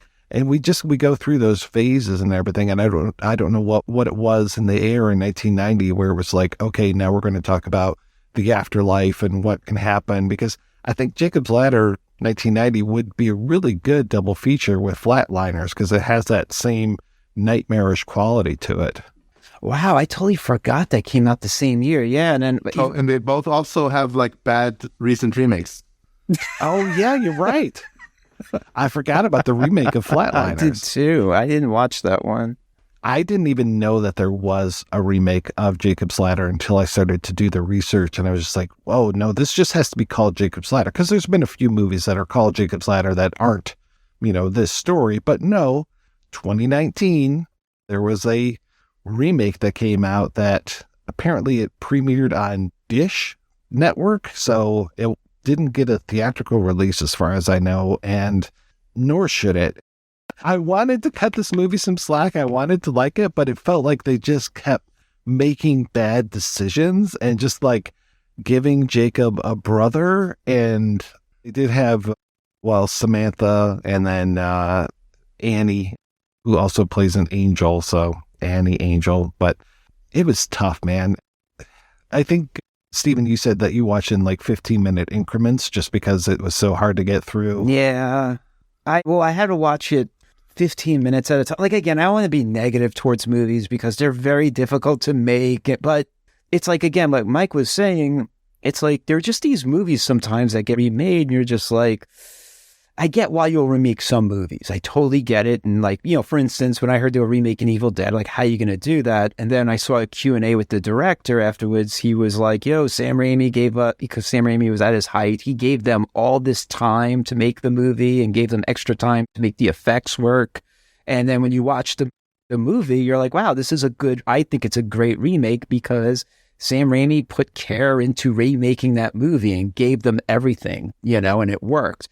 But when I see, like, for instance, Martyrs remake was on my Tubi, and I decided to watch like 20 minutes of it, the remake, because I was curious. And again, like within 20 minutes, they start explaining things. And I'm in my mind, I'm like, who is this movie made for? Is it like for some 16-year-old girl or 16-year-old kid to like stumble across and be like, wow, this is great, and without knowing the remake? Because like I don't get why certain movies like a movie like this get remade. And I looked it up and it got announced in 2013. I had no idea this remake was coming out. Yeah. And yeah, so 2013, this was announced. And when I watched it, I could only handle it a little at a time. And I think it was from that opening sequence.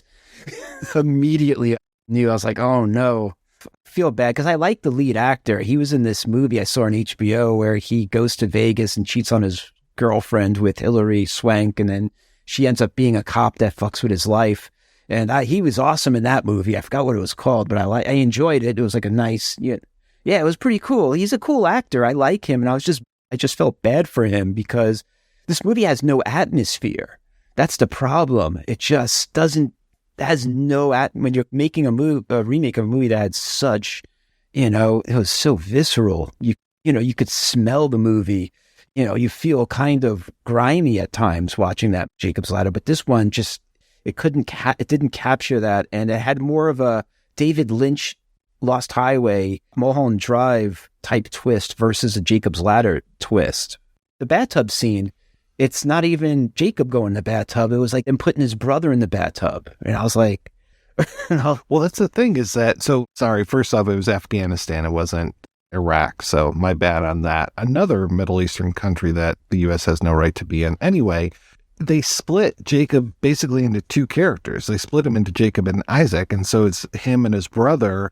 And yeah, his brother comes in and you're just like, oh no, his brother's supposed to be dead. And so it's like, all right, is his brother dead? Oh, no, maybe Jacob's dead. And maybe, because I want to say that at one point you find out that Isaac has married Jacob's girlfriend, and maybe they never were married. Maybe Jacob never got in the picture at all. Maybe he was just jealous of his brother. They overthought it. I'm now trying to overthink it to make it make sense. Yeah, me too, because I wanted to like it also. And I don't like, because we don't know what happened behind the scenes. We don't know what, at least they were trying to do something different. And the guy they hired for the brother, I can give him some props too in his performance because he was unsettling.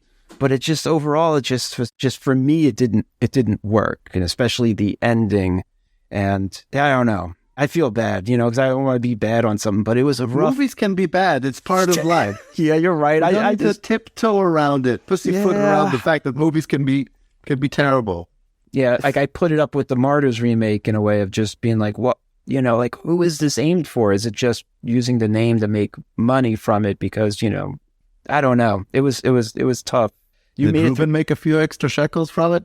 I'm sure he must have. Well, there's that then. Yeah. Did you sit through it in one screening? I mean, one sit through, Mike? I watched the first maybe half hour of it and then I turned it off. And then I ended up going back and I kind of was watching it at work. So not giving my full brain power to it and just like kind of having it out of the corner of my eye and just going, wait, what are they doing now here? And yeah, it was, I mean, there were little things where I was like, oh, well, that was a little nice nod to the original, but it was like, do you want to be the original? Do you want to be a brand new thing? And they really couldn't decide whether they wanted to stick with the original script or if they just wanted to move past it and do something completely different. And I think they would have been better off to do something completely different. In fact, I think even if they just didn't call this Jacob's Ladder, it might have been something better for them because it's so not related to the Tim Robbins movie. Jerry's stepladder. I absolutely agree if it was called something different because they did the train scene like later in the movie, but instead of a tail, the guy had messed up feet. His feet were weird. Like he had sores in the bottom of his feet and they didn't do the dance. I was like, wow, they didn't do the classic dancing with the devil scene. But what they did was it had Jake having sex with the devil. Which was weird towards the ending. I guess that was their interpretation of it. But well, if Jezzy is the devil, then he had sex. Tim Robbins had sex with her too. But that's up to interpretation. Yeah. Yeah, you get those neat moments like when you see Jezzy with the full black eye contact type of thing going on where it's just like, whoa, and it really just like for a quick second you see flash, that. Yeah. It's like, okay, we don't need to linger on this kind of stuff.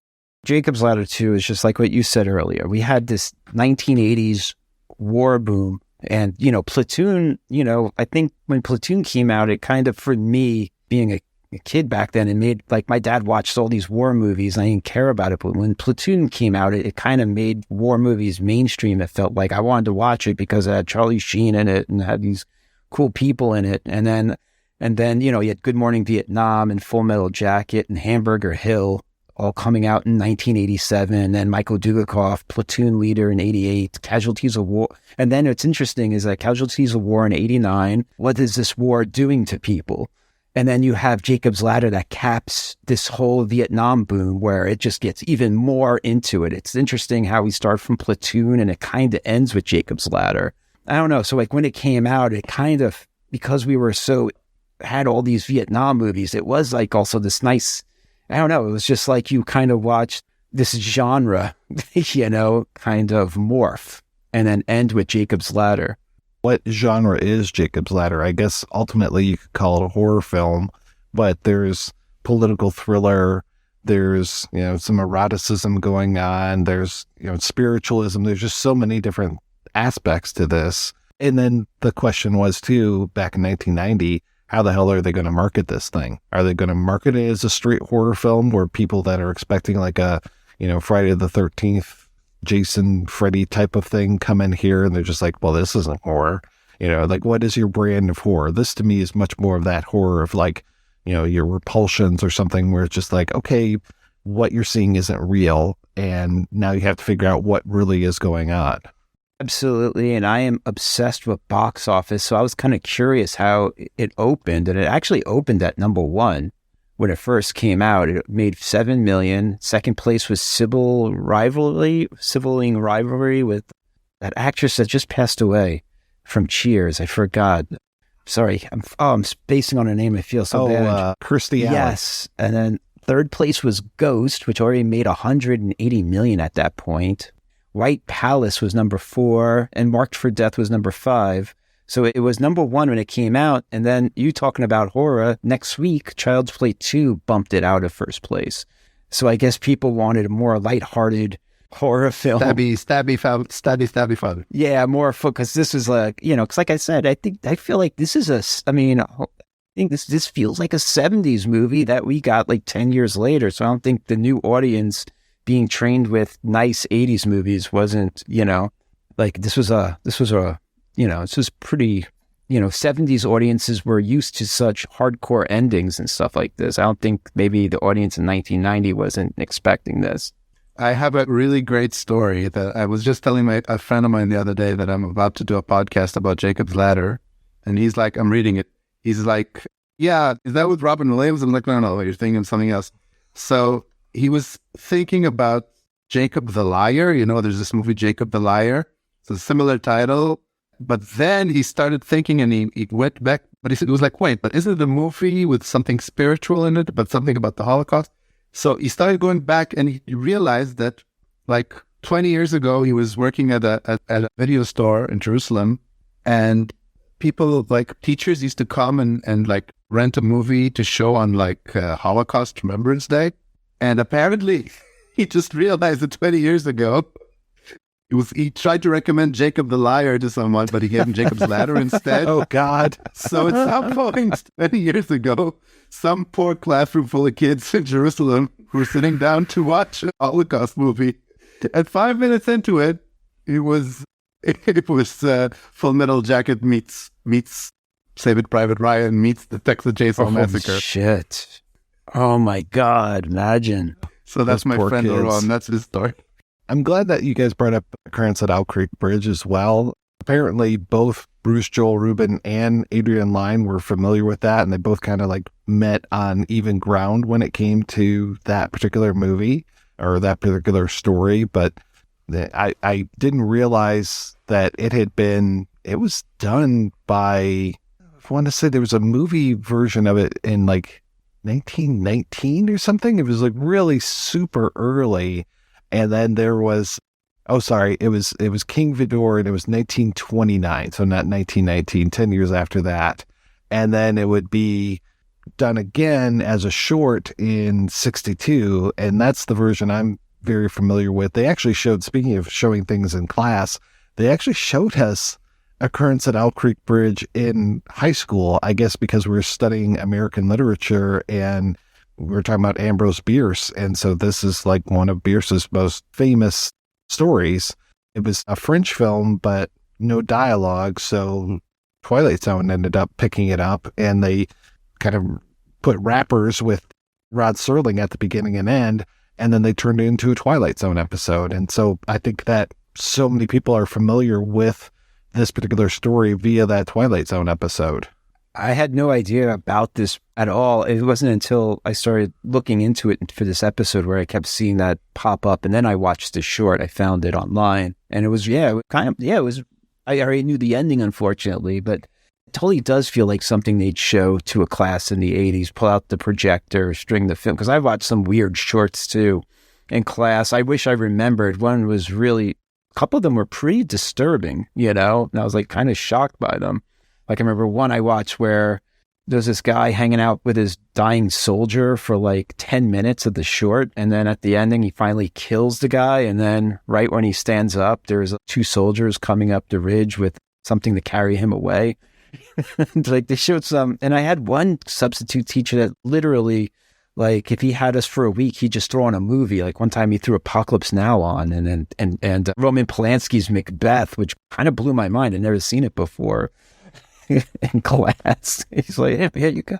They used to show The Wave in schools, but they stopped. Do you know about The Wave? No, what is that one? You don't know about it? Is that Peter Weir movie? No, it's a movie. I'm thinking about a different one. That's The Last Wave. Yeah, Last Wave. Yeah, sorry. But it's a famous real life thing that was made for TV movie later. Let me see who directed it.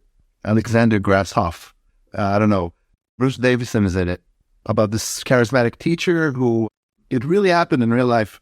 I don't want to spoil. I don't know if I should spoil the ending for you now, because the whole point is that it has a huge ending. I'll spoil it. He starts sort of a cult type following with his students. He tells them about this great new wave that's going to come, and and he gives them ranks, and they all get super excited. And this all really happened. And then at the end, like after months of this, he whips them up into this whole fascist group, and he shows, and I'm going to show you the picture of a new leader who's going to lead us to this great new world, and he shows them a picture of Adolf Hitler. And they made it a made-for-TV movie that's super effective and everything, and they used to show it to kids. In Israel, I know they used to show it. A lot of people got their minds blown by this movie, and sadly they stopped showing it. Maybe if they kept on showing it, we wouldn't be where we are today, literally being turned into a fascist country as we speak. If news covered it for you, but Israel is, right now, the courts are going to be abolished, and not abolished, but there's a very nice little fascist coup happening right now. A judicial coup, yeah. Well, anyway, fun times. Yes, I had heard of it, but I didn't pay attention. I'm doing a documentary about movie novelizations, and the director posted on our novelization feed every day is a new novelization. He posted that they did a novelization for The Wave. Wow. Yeah, I had no idea about that movie, what it was about, but I just know that the novelization is written by Todd Strasser, who wrote Ferris Bueller's Day Off novelization and Bill and Ted. Which I read. Bill and Ted's Bogus Journey. Oh, you did read that? Yes, yeah. And that's why I know that little old lady who's driving there at the end with the beehive, that she was earlier in the film at the bank when Ferris was trying to break his trust or something to take out all the money to pay for the big day off. Oh, really? I didn't read the novelization. Do you know the novelization explains that he had two brothers. I mean, he had a brother and sister that were cut out of the movie because when Janie's walking around the house escaping Mr. Mooney, there's children's drawings all over the fridge. And you're like, who does those? And it's just the two kids that were cut out of the movie. I had no idea about the old lady. Oh, look at that. Maybe I should check you out. Still remember it from back in 89 when I read it or something. Yes, that's the beauty of them. That's so cool. Anyway, there's a Wave novelization. I didn't realize I should have paid more attention to that book when I was posting it. That's so cool. I didn't know that was with it. Now I got to watch this grass off version. So I'm excited, question mark. Excited too. I mean, it sounds great, but it also sounds horrific. An ABC primetime drama. Crazy. There's also, if you want a lighter thing, then there's a Dollop episode about the real event. You know the podcast, The Dollop? No. Only losers listen to podcasts. Oh, The Dollop is great. I can't recommend The Dollop highly enough. It's so funny. Well, it sounds very much like the Stanford prison experiment, where it's like we're going to put half the guys as prisoners, half the guys as, in uniform, and then we'll just see how it breaks down. Yeah, a little bit. Except it was completely insane. But if you listen to the whole story, the teacher, he tried it a little bit and he made it up as he went along. He didn't necessarily have this end game to begin with. Is there anything else we want to talk about Jacob's Ladder? There's one tiny detail that I noticed in the deleted scene with the ceiling demon and everything. It cuts to some flies trapped in cobwebs. And right away after that, Tim Robbins goes, help me. So I don't know if that's a coincidence, but it seemed like a fly reference. I didn't notice. That's interesting. The cobweb, because the cobweb is the thing that we notice before he goes in the shower, after he goes in the shower, and it cuts back to him in Nam, and the rain's falling on him. He's staring up at a spider web in that scene. And that's a beautiful shot, the way that they rack focus to it. Yeah. And the other thing is, I don't know, it's pretty random, but just recently, it's like a very flattering comparison to Jacob's Ladder. Movie I just watched recently was the new Shyamalan movie, Knock at the Cabin. You guys, have you heard about it or seen it? Heard about it, and I know it's already available on demand after just a couple weeks. It's not, I don't recommend it. It is very well directed. I mean, you got to give him props that just in terms of putting a movie together, he's super talented. But it's basically a movie that is very religious at its core because it just presents the characters with basically, do you want to save your family or save all of mankind? And it's like, okay, so it's a kind of premise that only a religious person could possibly relate to because it's this mumbo jumbo type thing. But I like how Jacob's Ladder deals with all sorts of religious themes, but it does it in such a way that there's something in it for everybody. Yeah, I mean, as an atheist, I'm just I'm fascinated by this stuff, and I wasn't Christian mumbo jumbo claptrap kind of stuff, which I see so often, or it's just okay, whatever. But this one, I didn't feel offended or on the outside looking in kind of thing. Yeah, it's not hitting you over the head like a Christian movie would. Though those are a lot of fun. I'm so curious to see the new Left Behind movie, just because those things are just such garbage and they're so funny. Well, thank you so much, guys, for stopping by. So, Yaniv and Steven, what's the latest with you? I'm just finishing right now as we talk, documentary called Sharksploitation, hopefully out this summer, about the history of sharks in cinema. And we are going to be starting our podcast again. Josh Miller, the co-writer of Sonic the Hedgehog movies and Violent Night, him and I do a podcast called Best Movies Never Made. You can find us on Twitter at Never Made Film. Yeah, we do a podcast about movies that were never made, and we're going to be returning soon. We were just on a little hiatus because he had some script deadlines and I had to finish this movie, but Yeah, those are my two things. And also making documentary on novelizations, as I mentioned earlier. Jim Coons is directing. Please follow us on Titan Film on Twitter. And Yaniv, how about you? Well, as always, I'm doing subtitles for your favorite neighborhood streaming giant into Hebrew. So if you're watching in Hebrew, enjoy. And raising my daughter and protesting against the fascist takeover. That's how I spend my free time. Very noble cause. I really appreciate that.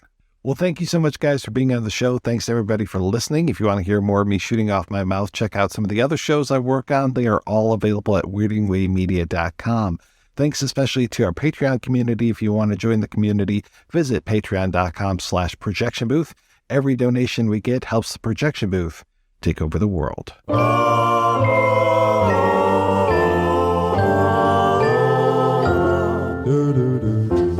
Devil or angel, I can't make up my mind which one you are. I'd like to wake up and find.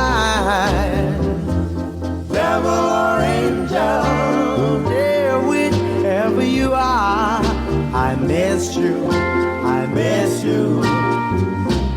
I miss you. Devil or angel, please say you'll be mine. Love me or leave me, I'll go out of my mind. Devil or angel, dear, whichever you are, I need you, I need you, I need you. You look like an angel, your smile is divine, but you keep me guessing, will you ever be mine? Devil or angel, please say you'll be mine. Love me or leave me, I made up my mind. Devil or angel, dear, whichever you are, I love you, I love you. I love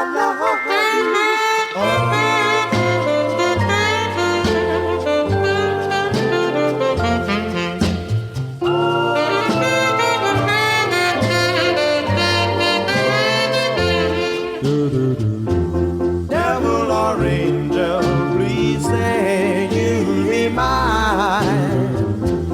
Love me or leave me, I made up my mind. Devil or angel, dear, whichever you are, I love you, I love you, I love you.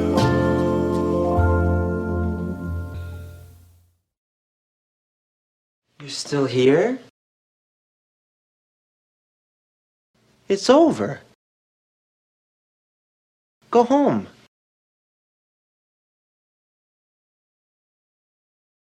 Go.